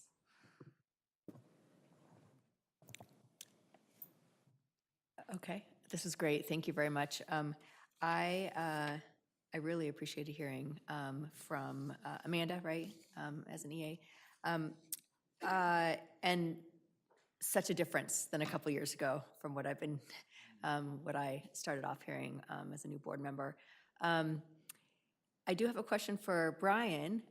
What is the magic secret to getting parents, or do you have an idea of response rate for parents or guardians who were signing, or students who were signing that, yes, I've read through the code of conduct, or I've glanced at it? Yeah, I can't tell you the specific percent, but I know that we had a lot of them, and we had a lot of, we do a lot through advisory in middle school, through our NEST teachers, because we're the Hawks, so that we had teachers monitoring, how many we were getting back, and then reaching out to families and trying to get, remind them to sign it. But I do believe we got a high percentage back. And we sent out synergy messages also saying that this document's going to be coming home. Please take a look at it. And then also at our open house, we had mentioned it and talked about it then. So we just tried to overload them with communication on that. And I think, we got a pretty decent response rate from what I'm remembering. So. Okay, thank you, because I do agree with Dr. Burke that it is at the back of the calendar. It's not super accessible, and so it's sometimes us parents need a little more in our face. So I do appreciate the effort on that. Thank you. Amanda, there's some data, I think, that you might share just very briefly. All of this commonness, if you will, and collaboration and agreement has built an environment at your school. What has it done for student achievement? I think it's had a great impact this year with those solid Tier 1 expectations. I find myself teaching more and not managing behaviors as much, which I think has benefited everybody in the building, from classified, certified, all the way up. We're seeing a real shift in what's happening in our building. And that's why I'm so excited to see where we go from here, because the positive changes that we've already seen, we will continue to build upon and get even a greater impact that we're already seeing. Thank you. My question is related to, oh my God, I forgot her name right now. That's so fast. I'm sorry. Oh my God. Sarah. Oh my God, Sarah. Hey. I forgot a 2 seconds. Her name is Sarah, Marcus. What do you think the issue is in terms of people unclear of the implementation and why they don't think they bought in completely? Unfortunately, fortunately, I can see they're buying in La Pine Middle School, but what do you think some of the issues are and concerns of people buying in implementation? Yeah, that's a great question. When we started digging down into that, which we've only done briefly, we think it has a lot to do with language use and communication. So we think that there are schools in which the code of conduct is in place, but building reps may not know because they're not immersed in it, or even just general staff at that site may not be aware because they're not using it in their everyday work. There are some codes in the code of conduct that are related directly to classroom work and classroom management, but really administrators are the ones most deeply using it. So making sure and closing those communication loops and saying, you know, per the code of conduct, we went with this response for this student when this behavior came. Do you also think that the teachers feel that they are included in the conversation? Is that part of it as well, you think, or?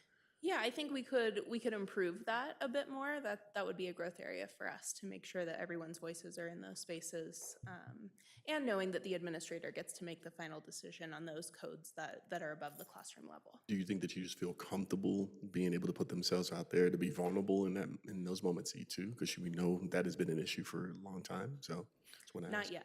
We're still working on that. Okay, cool. I Just want would to make say sure. the same with the Article 18 implementation and being able to ask for a meeting to do some problem solving before a student comes back to the classroom environment. Thank you for that feedback, because I know we're working on trying to make sure that people are bought in. I really appreciate it. Thank you very much. Thanks for the question. Yep.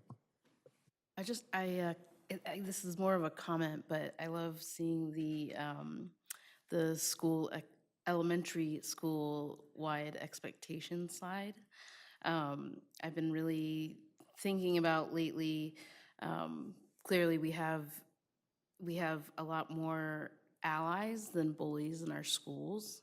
And I'm curious what is preventing allies, whether you're youth or you're an adult, what is inhibiting them from stepping up? And so and I was thinking, like, is this a SEL thing? Like, do we need to start younger, or what does that look like? So seeing expectations at the elementary level, it warms my heart. But so that, you know, we aren't having, students aren't having to necessarily advocate for themselves, because this support system is already built into the schools. So I hope that we can continue seeing that. That is a great segue, because our next presentation is related to bullying prevention. This was asked for by the board to be presented on the ways in which we proactively support bullying prevention within our schools, as well as reactions when those things take place. So, take it away, next team. Kenzie Martin, Jennifer, and I believe Eric. Oh, Kenzie here? Yeah, she's here virtually. Okay. Hi, Kenzie. Hi there, can you hear me? Yeah, we can. Hold on really quick. We're getting everyone adjusted to be here. Before we do that, students, do you have any questions about the code of conduct or? Okay, just want to make sure. All right, cool. All right.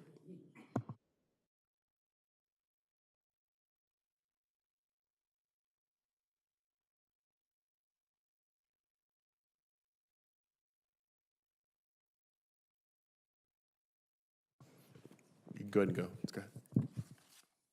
All right. Hi, I'm Jennifer Houth. I'm the Director of Student Wellbeing.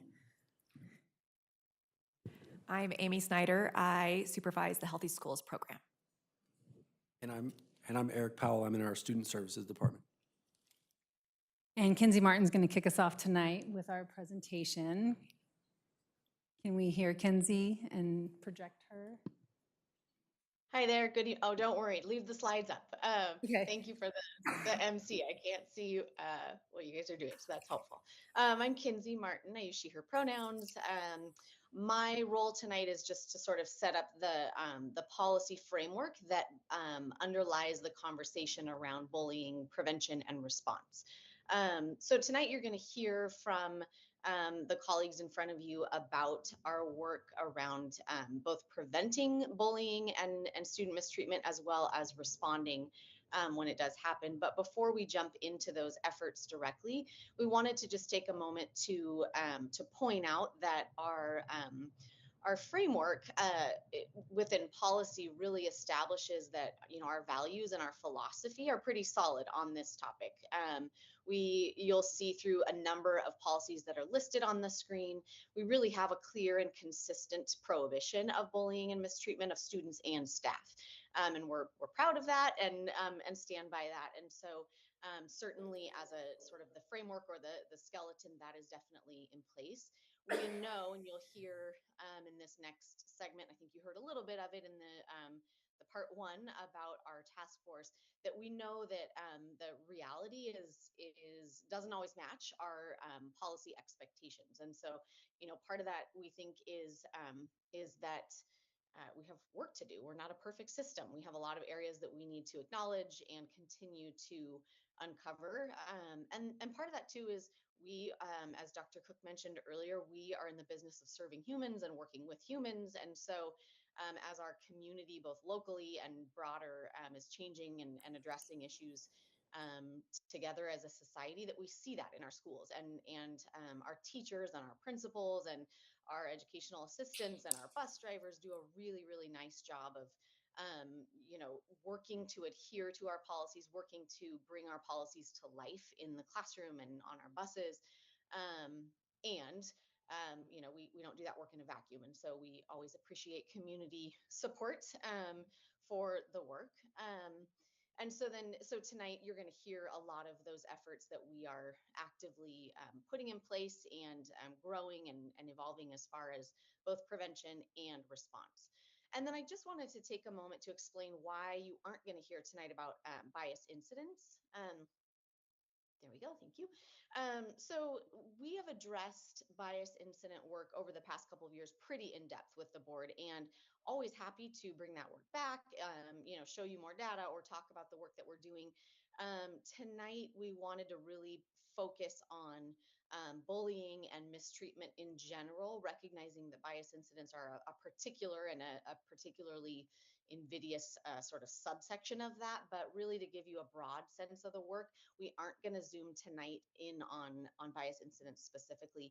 I will share that our data around bias incidents looks like it has in past years. No major surprises there or significant shifts.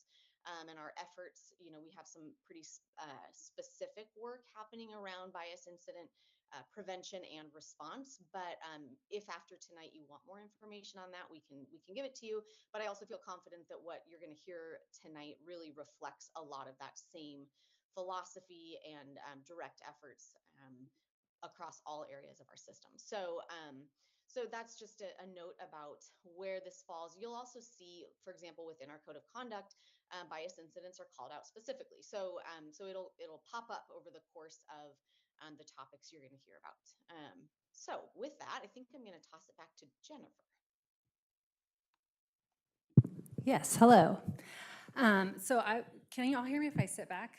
Is that okay? Okay.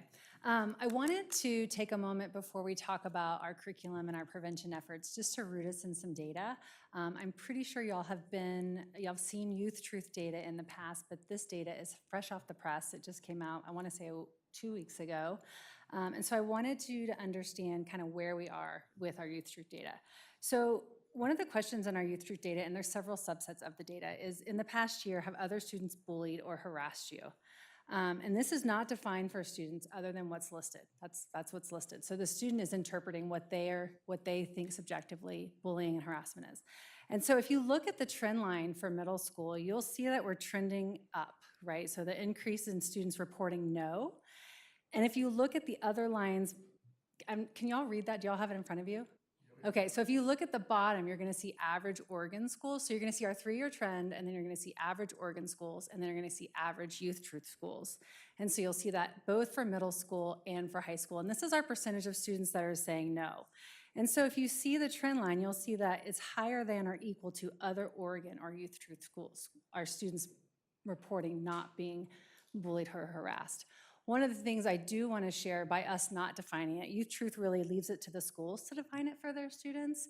And so someone just who's worked in this field for a long time and has kids of my own, is that sometimes we use kind of discourse or meanness as well, like different things. And so it's interesting not having that defined to see what a student really interprets that as. But overall, we're trending positively and higher than other Oregon and Youth Truth schools. And so that's middle school and high school. This one I pulled out because I thought it was really interesting, and it's a celebration too, which I want to call out in a second. But this is a thematic set of questions. And so some of the questions are, I really feel like part of my school's community. I can usually be myself around other students. And how often do you work with other students for your classes? And then it gives some breakdown. And I wanted to call this out, and this is a larger data subset that you all have access to through our website. But for middle school, in the past year, 52% of students report that they feel welcome at their school and have collaborative relationships with their classmates. And at high school, in the past year, 56% of students report that they feel welcome at their school and have collaborative relationships with their classmates. And so one of the things, middle school stayed about the same, but we're up 5% from last year for our high schools, which is a huge celebration. And I wanted to point out that we are way above average other Oregon schools and Youth Truth schools. So if you look at middle school as a whole for middle school, 46% of Youth Truth schools and 46% of Oregon schools reported that they felt welcome, whereas we're showing 52%. And for high school, the average for Youth Truth schools is 44%, and for Oregon, it's 40%. And I'd like to just call out that celebration for our high schools that 56% of our students feel welcome at their school and that they have collaborative relationships in their classrooms. And that's a huge celebration because we're showing that we're trending much higher than other schools. And so that kind of grounds us in the data. And then I want to just share some of the great work that we're doing in our schools. So Wayfinder, our secondary health curriculum, which is 6 through 12, our comprehensive school counseling program, and our Sources of Strength program are all celebrations for the work that we're doing. And so I'm going to go through each one of those. Many of you were here for our Wayfinder adoption. It's one of our 3 pieces of our life and career readiness initiative. And so if you see here, starting in kindergarten, we start with our curriculum around exploring feelings and actions, and then move that up for our foundations up into building empowered and engaged leaders. So you'll see K through 5, that curriculum and that scope and sequence. And then moving over into our middle and high schools, we really start to shift our focus to belonging and purpose. And so those belonging foundations, and then belonging to self, and then what does belonging in the community look like? And then moving into purpose. So we're in year 2 of this adoption, and it's a journey. And so, but we're feeling really thankful with the outcomes and the data that we're seeing around usage. And then I'm going to turn it over to Amy. And so one of our, I think you've been part of our conversations in the past, but we have our awesome partnership with Deschutes County Behavioral Health and our Healthy Schools Initiative, and she is the supervisor and has really helped lead the way with our secondary health curriculum. Thank you. So for Ben Lapine schools, you have in grades 6 through 8, and then Health 1 and Health 2, which is usually around 9th grade and 10th grade, comprehensive skills-based health instruction. That image on the right-hand side shows you those health skills. So those are the health education standards. Standards 2 through 8 are translatable health skills. And prevention, in this case, works through building health skills in different applied topics and context. So just one example of skill number 4, interpersonal communication, is conflict resolution skills. So being able to apply those and practice those. And the primary bullying prevention topic area for comprehensive health instruction is in the sexuality education units. And sex ed covers things like differences in how we are in our bodies, our different values and beliefs. It covers healthy versus unhealthy relationships, how to look for those, what to expect, what to be able to assertively communicate in different types of relationships, and then how to recognize and escape an unhealthy relationship or social situation, including going to adults for help. Yes, please. Thank you. And then another structure we have in secondary is sources of strength peer leader programs, and this is different than the sources of strength that's in elementary. This one is a research-tested suicide prevention program that also works for bullying prevention. It works by improving student belonging, engagement in school, connection to a caring adult, referring peers for help, and help seeking and acceptance. And those also work for preventing bullying. The program works by training peer leaders, so those are students, to be agents of change and connectors to help. Training adult advisors, so those are often just different types of school staff as well as sometimes volunteers or like my team, to be mentors and supports for those peer leaders. And then the peer leaders lead school-wide activities that engage their peers in positive social connections, as well as practicing positive, healthy coping strategies and accessing help.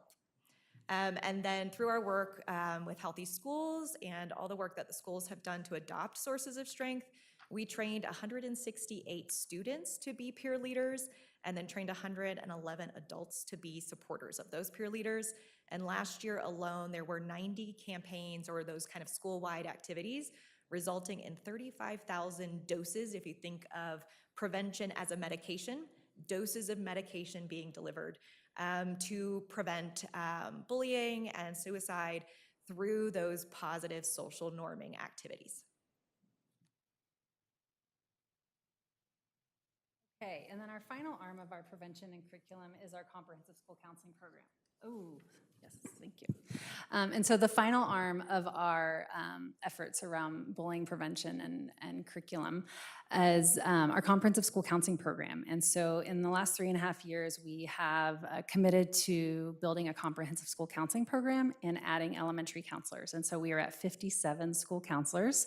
And we have done some additional investments in Lapine at our secondary level and also an additional one at Lapine Elementary for this year. So this has been a real passion project of mine and just shows our commitment to building that academic, personal, social, and post-secondary lessons and interventions for all students.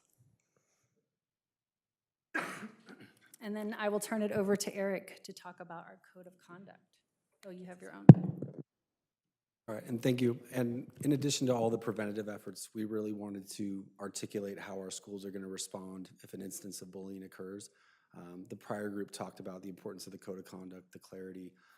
So just when students make these reports or families, we really wanted to have a clear definition and then a protocol to make sure we're following, we're having investigations occur a certain type of way at every school.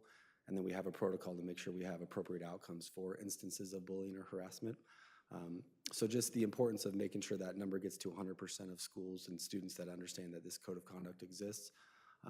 But if someone calls up, our Ben Lapine definition is these ongoing interactions with real or perceived power differential causing harm and or intimidation.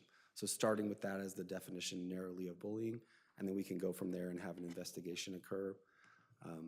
Erica, I just want to add that definition is it's a big deal. And the reason that it's a big deal is because I think that just our common practice around, like if you see things on TV or you see people talk about different conflicts that they've had, it is frequent that people will describe, I was bullied, or this person's bullying, or whatever. And oftentimes when you kind of scratch the surface at that represents a incident of a conflict. That is different than bullying, which is ongoing and perceived differential of power that causes harm. Those two things are not the same, but often described as the same.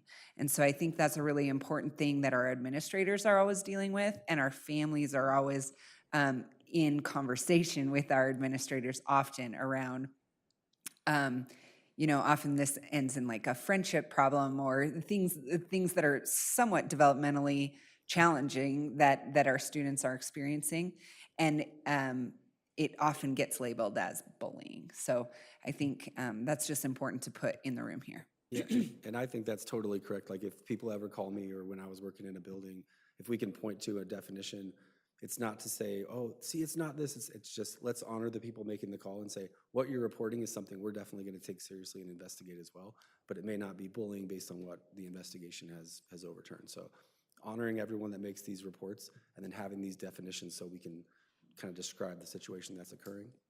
And that's the importance of these codes that you always hear referenced in the Code of Conduct, down, from level 1, which is more of a classroom response, all the way to these level 4 that could be up to an expulsion, right? So the administrator is going to investigate these situations. We're encouraging that they have to be talking to multiple witnesses, doing a lot of interview as a part of that process, and then they're going to determine the appropriate interventions and consequences for an instance of bullying or harassment. And then really we want to articulate the importance of communicating with staff that made the report, students that made the report, families that made the report. The more that we can communicate, the more that we can show and demonstrate that we're all in this together and taking these reports very seriously and that we're following up with them. Is that? All right. And then if you think about it, not every situation is the same, but we're always going to start with which interventions are we going to put in place to make sure we can teach skills for students that aren't meeting our expectation in this area.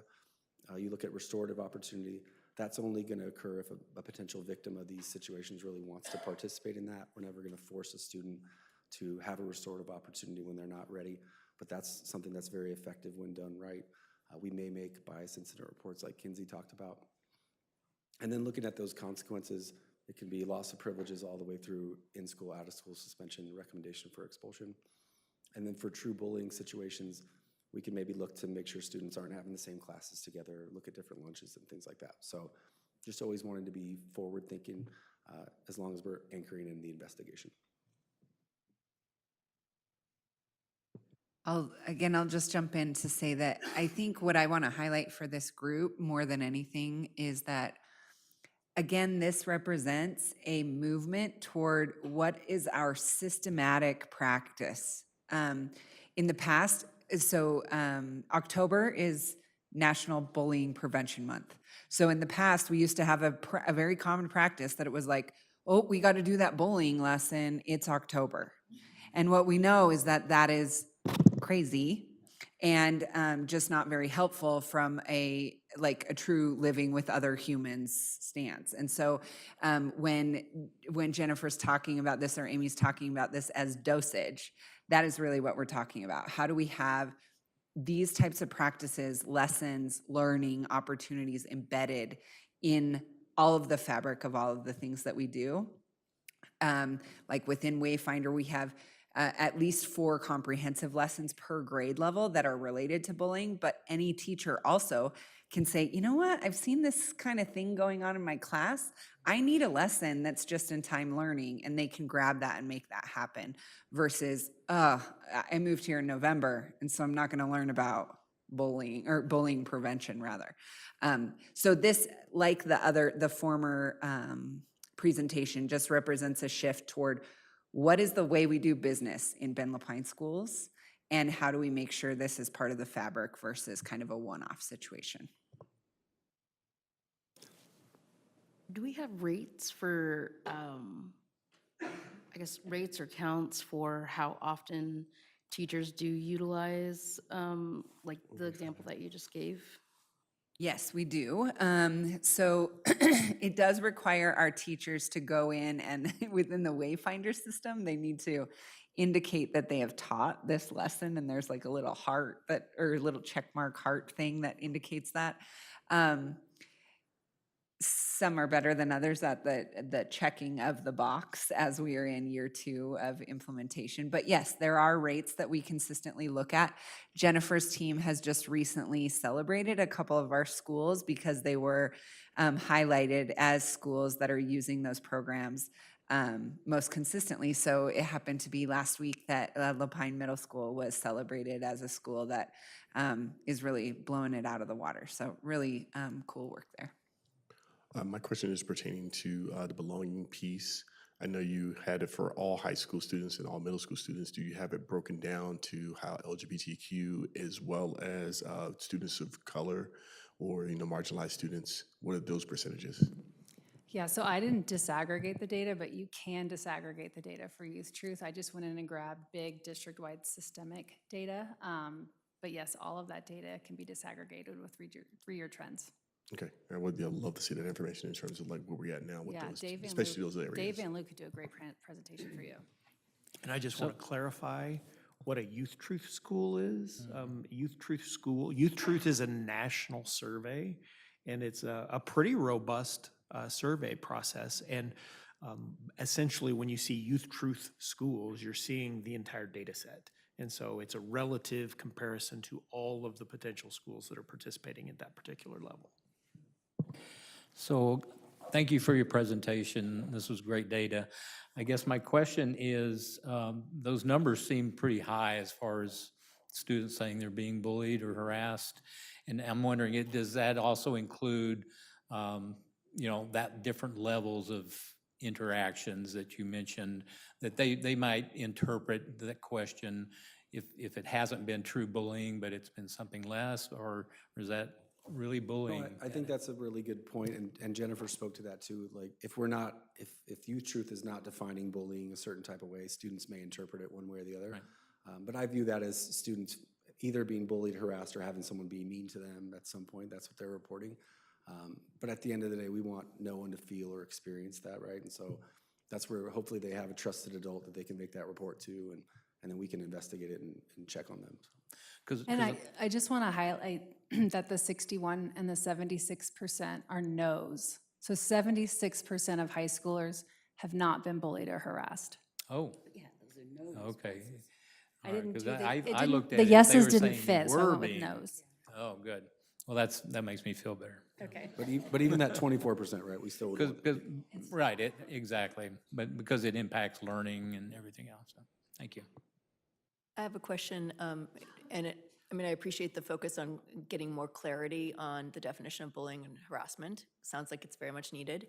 When it's coming in the sexuality section of health, maybe I'm missing this, but can't families opt out of certain parts of sexuality health? And aren't you missing a huge number of kids whose families might be saying no, and they're missing it in that unit? You are correct that if they are opting their students out, they will miss access to that curriculum, and Amy will speak better to that, but they are still getting it within their advisory through middle school and high school, not for the high schools that have advisory. And they're still getting that through their Wayfinder practices within elementary as well. Elementary through middle and high school, as Jennifer said, with the advisory. But it sounds like there's a possibility it's not suffice if you don't think that 40% are actually being bullied or harassed, that they might be missing it. So how do we make sure we're getting it a little bit more clear for students besides those avenues? It sounds like there's still more work to be done. Is that enough?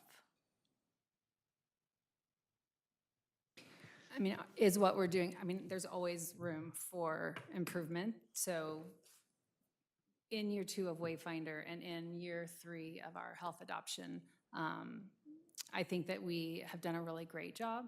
And it would be great to disaggregate the data, as Marcus was saying, and looking at other things. And in terms of like our LGBTQ plus students of color, I really drilled down on the data. Is it ever enough? I think we could do a lot more in a lot of things, and I think we're making really great progress, which is why I wanted to highlight those celebrations around belonging, because I think things are working and things are improving. I agree, and I do honor those celebrations. It's also very concerning to me that we just have over 50% who feel that they are welcomed at secondary schools. And I just, and I know, things are progressive, it's a process, and I know it's the second year of Wayfinder, and there's a lot more, coming, but I just, it's just really concerning to me when I think of just over 50% who feel that when they walk in those doors, they're not feeling welcome. So I don't know, I'm just making an observation, and I don't want to discount the progress, but it's just, I think it's something that we really need to recognize and honor going forward. I would actually like to ask our Student Voice Council, like hearing a presentation like this, do you feel like you're seeing impacts and positive changes? I was gonna actually mention that. I personally have transferred from different schools before I went to Realms, and it was actually with Sources of Strength when I started working with and like more about them at our school that I saw a huge change. I used to get bullied a lot, and I don't think I've gotten bullied a single day I've been there ever since like that started happening. So the fact that we have gone up a whole like 5% is really cool to me, because then that also means that people like me are getting a more positive experience out of their school. I think implementing Sources of Strength and implementing these things that we are more into our schools can definitely be a bigger help to increase that 56%. But I personally see it in my day-to-day life. Students are a lot happier than I've like ever seen them.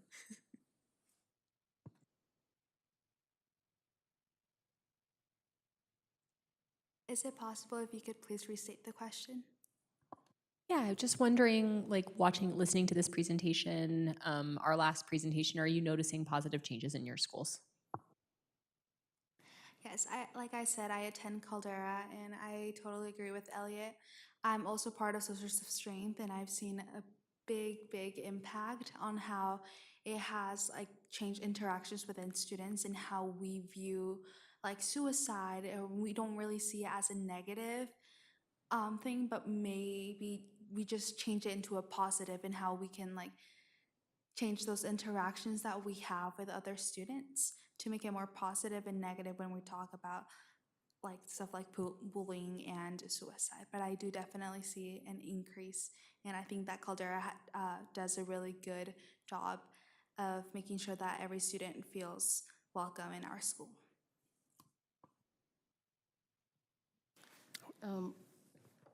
I'm just curious, it looks like we do have access to January 2025.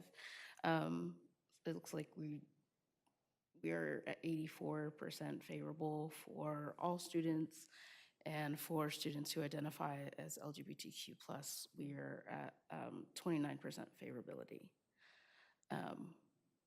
So just sharing that, we can dive into that more.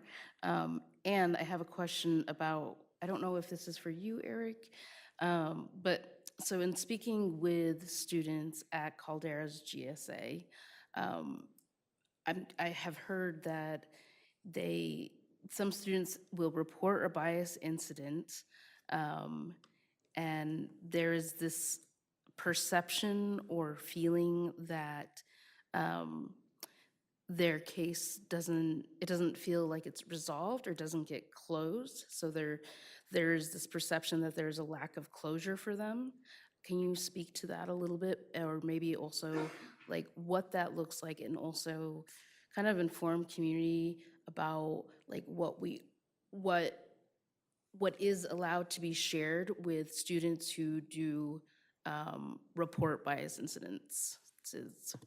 And I won't speak too in depth about bias incidents, as Kinsey kind of oversees that too, but for any kind of follow-up that we have for an investigation, there is that we can't share every kind of like consequence or follow-up for another student.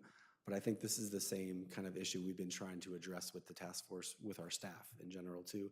People are making reports and not feeling like that feedback loop is closed. And so if a student is making that report and that's the feedback we're getting from the Caldera group, I know that administration would take that and hopefully try to double down their efforts to be like, we address this in a multitude of ways, follow back up with the student. Don't just have it be here's a report, you don't get an answer back. So anytime that feedback comes in, we need to take it and get it back to the schools. And so I can give Caldera a call tomorrow, because I know they work hard to follow up on all these, but if that's the perception or that's the experience of these students, that's what we do not want. We want them to know that they're very important to us. So I think that's just good feedback. Whenever any of us get that, we need to give that directly to the school and just make sure we're doing a good job there. Thank you. Yeah, and Caldera, there's probably like 30 students, 25 to 30 students in that GSA. And this was a sentiment that was echoed. So I appreciate you checking in with them. You and I talk well too, but if maybe the next time you go, I could go there too and just get Yeah. that feedback. So Yeah. we'll stay in contact on that. Thank you.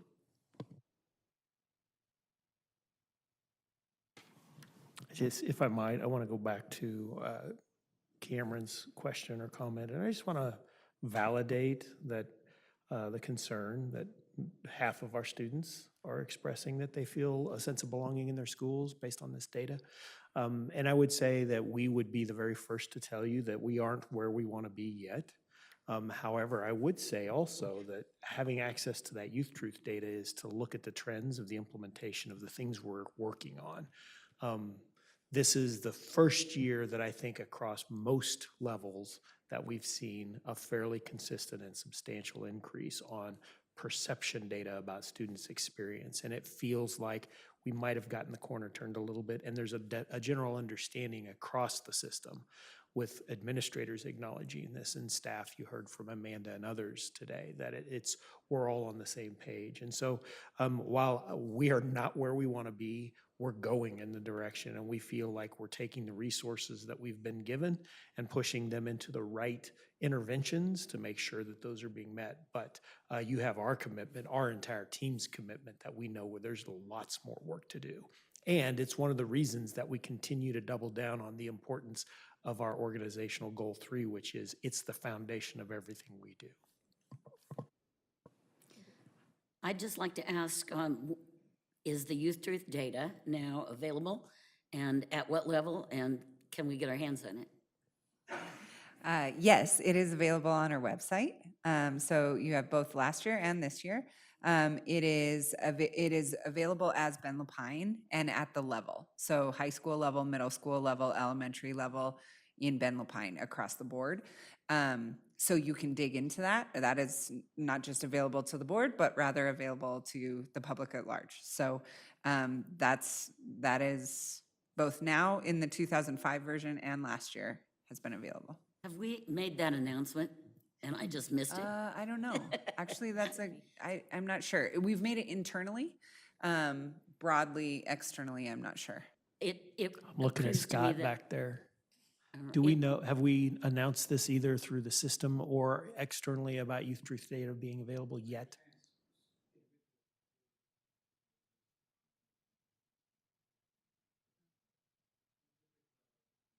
Okay, not yet. So the added That's the piece, answer I'm looking for. the added piece that you should know is that all of our administrators were able to take a look at district-wide data about 2 weeks ago, and 3 weeks ago, rather, I think. And it was just 2. And we've said that by the end of April, so April 30th, that they will have with their school community done a processing for students, if applicable. Elementary, that wouldn't apply. But families as well as staff will hear something related to, here's what's going down at our school right now, and here is our nod to what we hope to be working on in the future. I have a request, and thank you for both of you for sharing your perspective with your schools. If there's a possibility that we could, as a board, see the breakdown by school at some point this spring. We will make that happen.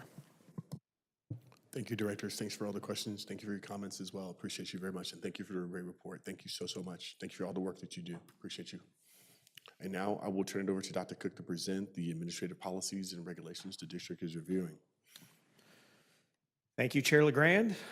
This month, we have one new administrative policy, which seems like we're breaking our pattern here. It's been a lot lately.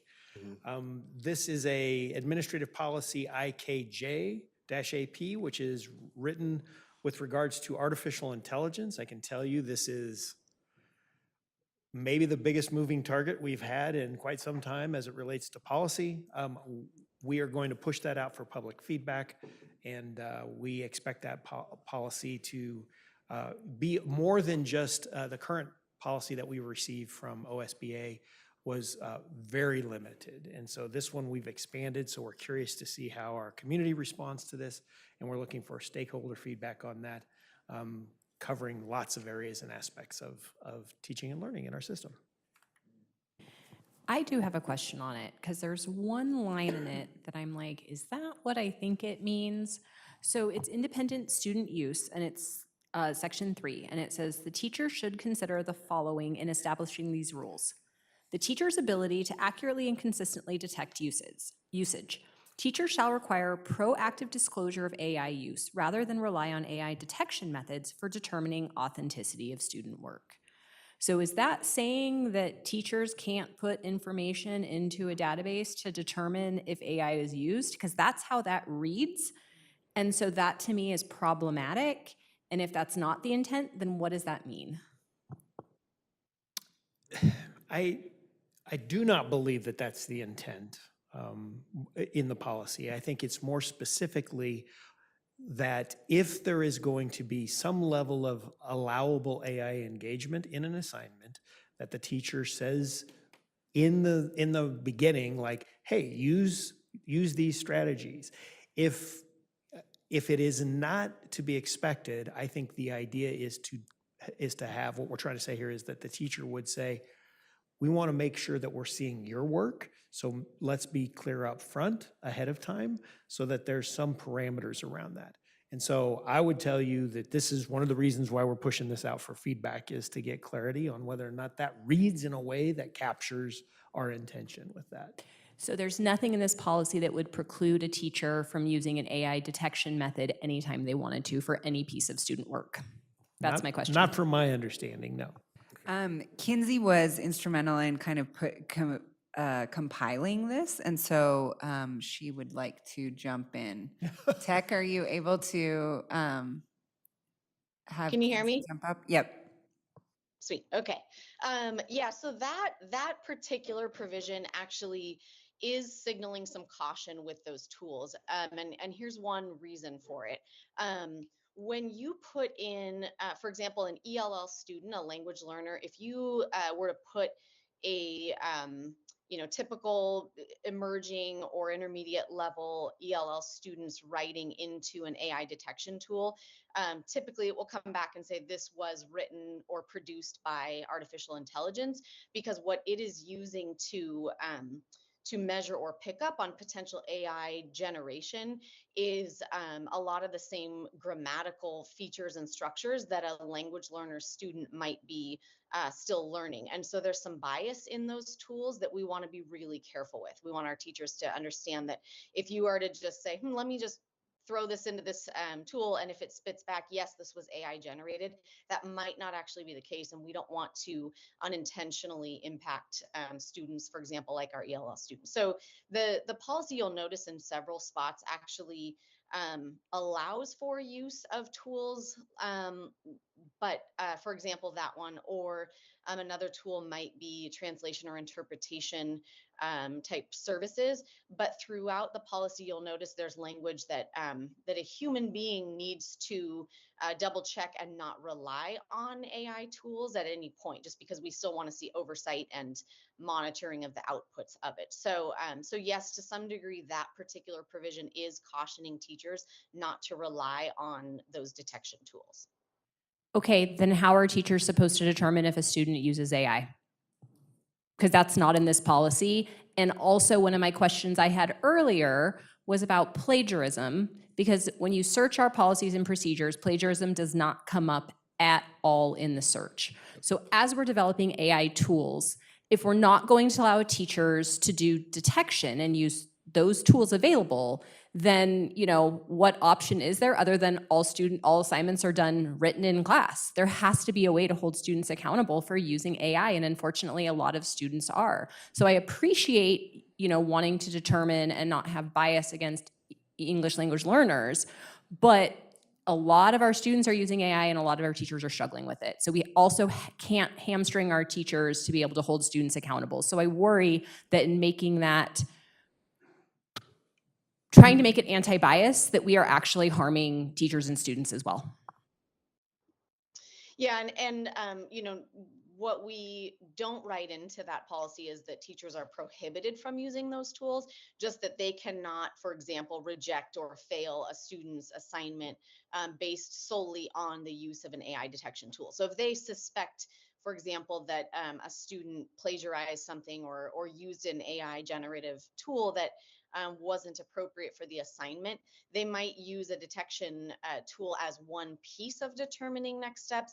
They might also do some, you know, interviewing with the student, ideally too. And one of the things we're going to be focusing on as we get this policy, you know, kind of up and running, is working with our teachers on understanding how to structure assignments so that it's not you know, like along the way, submitting your first paragraph and then submitting, you know, sort of the outline of your essay and getting feedback on that throughout, so that students are, you know, there's more structure built in to avoid the maybe some of the desire to plagiarize by just sort of immediately producing an essay. And so some of it is working with teachers on preventing and you know, active learning with kids how to use AI to, you know, to be efficient and creative with some of your assignments. And then when it's not appropriate, teaching students about, you know, proactive disclosure when they are using the tools.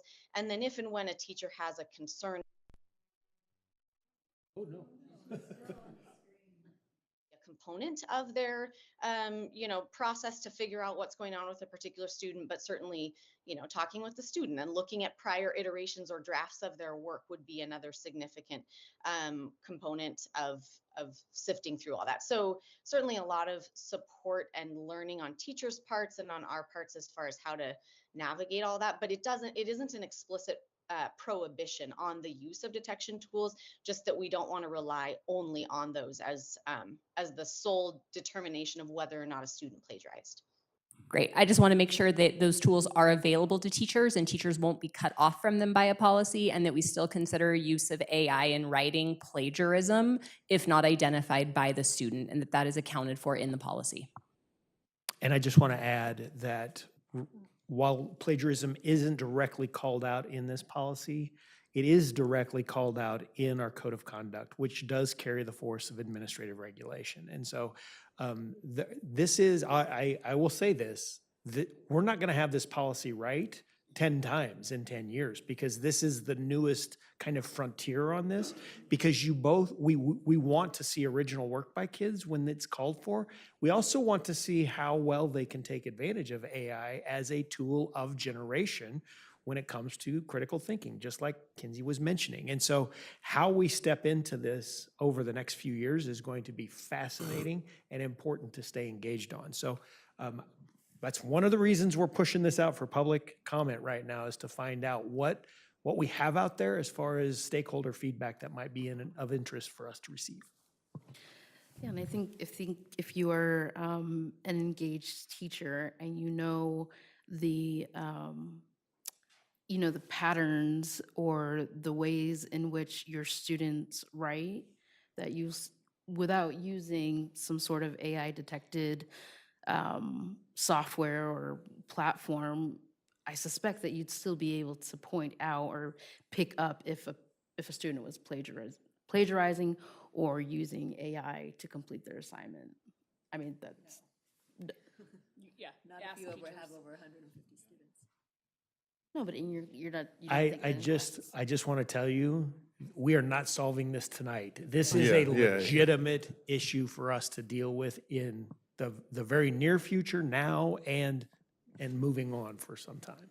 I just have a question. Is it possible, you know, we put the policies out and ask for input, but do we ever take a policy like this and direct it to some professionals that we really would like their feedback on? Is that a possibility? Yes, we do that on a number of our policies that we typically put out. We put out usually to our administrative groups. Sometimes there are teacher focus groups that are related to that. Sometimes it's brought to our Equity Coalition or Student Voice Council. Like, different stakeholders that are involved in this are often involved in the drafting portion of these types of programs. And I guess my suggestion wasn't clear. I'm talking about outside the district. Also, I don't know who or how. Yeah. But it seems to me that it would be appropriate for something this big to have some additional input.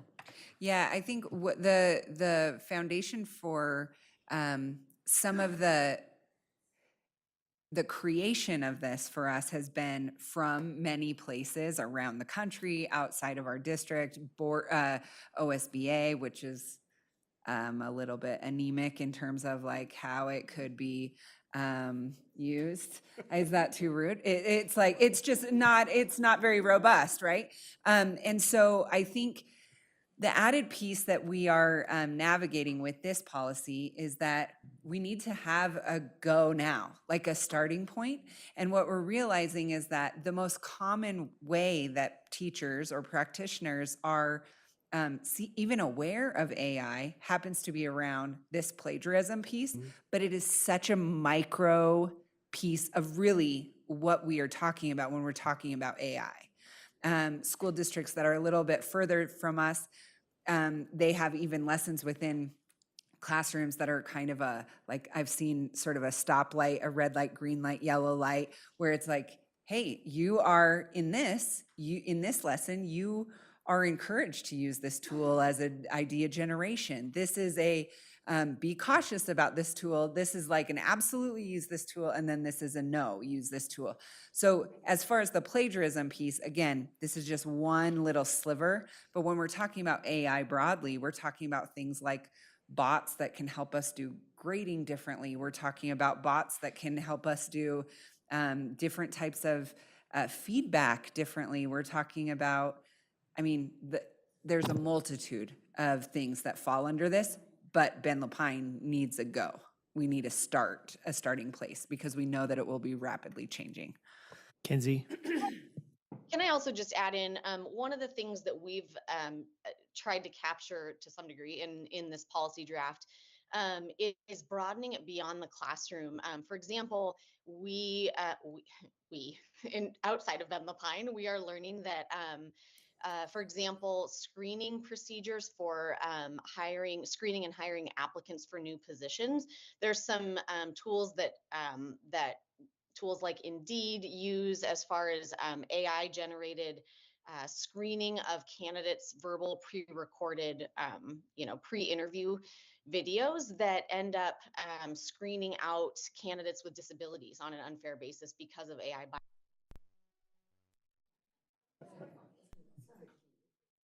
This is a system-wide organizational issue, not just language arts instruction and essay writing, that there's a lot of opportunity within generative AI, and there's a lot of danger from everything from recruitment and hiring to student essays to sports and activities. And so this policy right now is really broad. We're trying to capture a little bit of all of that, but certainly reaching out to some experts to try to get a sense of, are we on the right path? Is this a good, we're just trying to set up some guardrails to, our teachers and principals have been asking us for some sort of guidance around this issue, knowing we'll have to refine and train and then adjust our policy and refine and train on an iterative basis. I really love this conversation, but it is getting late in the evening. I want to love to be respectful for all the people that are here. Thank you for this conversation. And like everyone has mentioned, it's an ongoing development. And like I said, we know it's not the end of this. So like I said, I appreciate all the comments. Thank you, board directors, for looking at this and really understanding what we're trying to do as a district. And I really, really appreciate it, everyone. At this time, I will move to Dr. Cook to be able to do the superintendent's report. Guess it was a good thing we only had one policy tonight. I do have a large number of items to go through in my superintendent's report, but they'll be quick, I promise. This was a very busy time this past month of opportunities to be in relationship with students in our schools. And I just want a quick shout out to Matt Fox giving me an opportunity to go to his design justice class and spend some time talking about budget and the budget process and how we're funded in it with public education in the state of Oregon.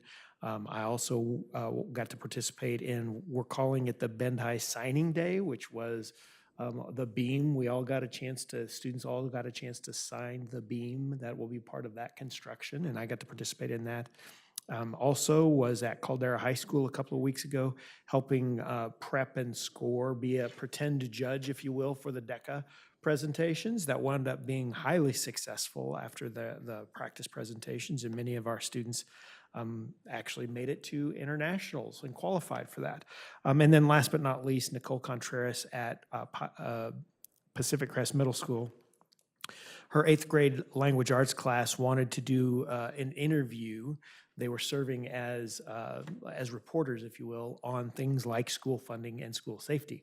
And just like, oh my gosh, in a season where we don't know what's happening with our budget, with governmental orders, with things going on, politics and all kinds of stuff, to be in schools with kids and with teachers at such a highly regular basis is just the joy of my job right now. And I'm just so happy to have those opportunities. Just second item, just a quick reminder of the Life and Career Readiness Fair tomorrow, 5 to 7 at Caldera High School. It will be the bomb. It was amazing last year. Please come if you're available. Also, on Thursday, we're doing the first ever, besides our welcome back, all staff meetings, I think is the way we're calling it. We're doing 2 of those, one after around 3-ish and another one again a little later around 3:45 or 4 to provide updates with staff at the secondary level and at the elementary level. It's purely optional, but we want to start working this system to get that into opportunity, and you're welcome to attend virtually if you would like. We're excited about that. There's been a lot of behind the scenes work going in to do that. It's hard to have a staff meeting with 2,000 employees. Let's see, I have one more, 2 more. One more. Just a quick shout out. Went to the national conference for AASA, which is where all administrative types across the country can join. It was at New Orleans. And I can tell you that the work that we're focusing on right now is the work of every district. And it is so critically important that we continue to step into this. We continue to lead from a place of knowing where our values are. And I want to thank this board for the support, first of all, to attend that conference. And secondly, for the direction, the vision and strategic direction that we currently have. We have not arrived, but I promise you, we are exactly on the right path. And you have a commitment from me and our team that this is going to be the work of our future as well. So glad to answer any questions you might have. Directors, any questions? And now at this time, I will turn it over to the directors for directors' comments. Ross? Thank you, Chair LeGrand.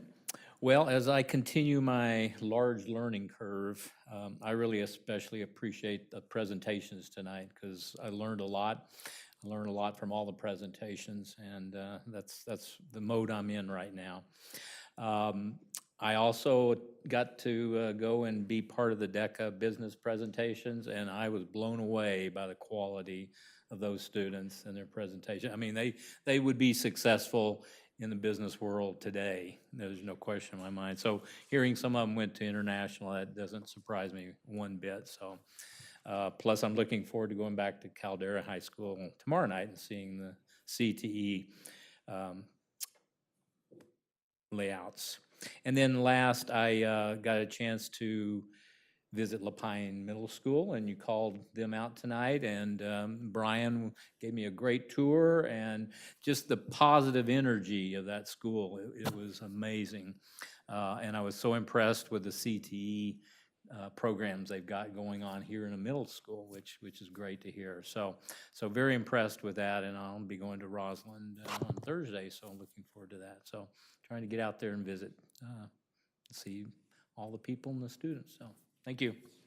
Director Olson? Just to comment that I'll be at Roslyn most of the day tomorrow for a variety of different kind of activities. And I love being in schools too. I got to get my kid fix. So I understand and appreciate your comments, Steve. Just quickly, I do want to thank Katie Legacy and Paul Hutter at Bend High for following up my inquiries from last meeting. I really appreciate it when we get follow-up. It means a lot for requests we have. And then also I too was judging at DECA, really fantastic experience at Caldera. Also did the CTU tour at Mountain View High School. So impressed and so excited of how CTE has taken off, and I just really want to keep that going. And then also really grateful for community members who have emailed and reached out to the board about the resolutions that we approved last month. I just think that means a lot to hear community members with such gratitude, and it's not just performative, as Steve has addressed here. I mean, it really is important to this board. I think I speak for everybody for sure. Okay, thank you. Director Chadwick? Yeah, just visiting a few schools lately. Been their national school, like I said, Caldera's GSA. Really just trying to connect with students, especially during this time that we're in. But one thing that I really wanted to call out was visiting Bend High in one of their wellness education classes. Jen Groth was kind enough to just kind of explain programs and also the ways that they're involved with Special Olympics. And one of the things that I saw, one, I showed up and I got to throw a baseball around with someone, which I haven't done in a while. I used to be catcher in college. So that was really fun, but also just seeing student athletes buddy up with other students with varying abilities and seeing that empathy, guidance, and encouragement that took place. I hope it's a model that a lot of our other classes and other schools can also do in other ways. So that was really cool to see that. Thank you. Director Tatum? All right, first and foremost, I want to thank Dr. Cook and I want to thank Kinsey Martin and all the schools for the door decorations for Black History Month. It was a hit at the Black History dinner celebration that we had at COCC. I want to congratulate all the students who were MCs, who were poets, who were singers from our school district who were part of that celebration as well. Now that I'm done with Black History Month and all the different things, I can finally visit more schools right now. But I do want to give a big shout out to Ensworth for allowing me to come in and work with their students for their Black History Month, things that they were able to do as well. And I really encourage the schools to kind of, do a little bit more in terms of Black History Month, because Black History isn't just February, it's all year long. Another piece I want to definitely thank the students for too is many of the athletes in the different programs and the different schools that we have represented in the state finals for different things. I want to congratulate those students as well. I'm really disappointed I wasn't able to go to the DECA thing. I had to go home, unfortunately, for a funeral. I was one that I was really looking forward to it, and the students knew I was going to come, but unfortunately I had to back out at the last minute. But the last thing I want to mention is that many of us you see here sitting on this dais are up for re-election, and I'm looking forward to continue to serve with many of you and really to run with you as well as a slate. And I'm looking forward to the foundational work that we're doing. As you can see, we all visit schools. We all are integrated in what we want to do and see in this district. And we're really happy for the work that you, Dr. Cook, Dr. Burke, and the staff and Classified and the many people and teachers and students that we're doing in this community. So thank you for all your work. Thank you for continuing to allow us to be a great contribution to this society. And thank you so much. And with that being said, our next meeting will be April 8th. Oh, before the April 8th meeting, I will be able to attend the National School Board Conference in Atlanta. That's going to be April 3rd through the 6th, and I'll be able to report back exactly what's going to happen nationwide from that conference. I know spring break is right before that. So again, thank you for being here, and this meeting is adjourned.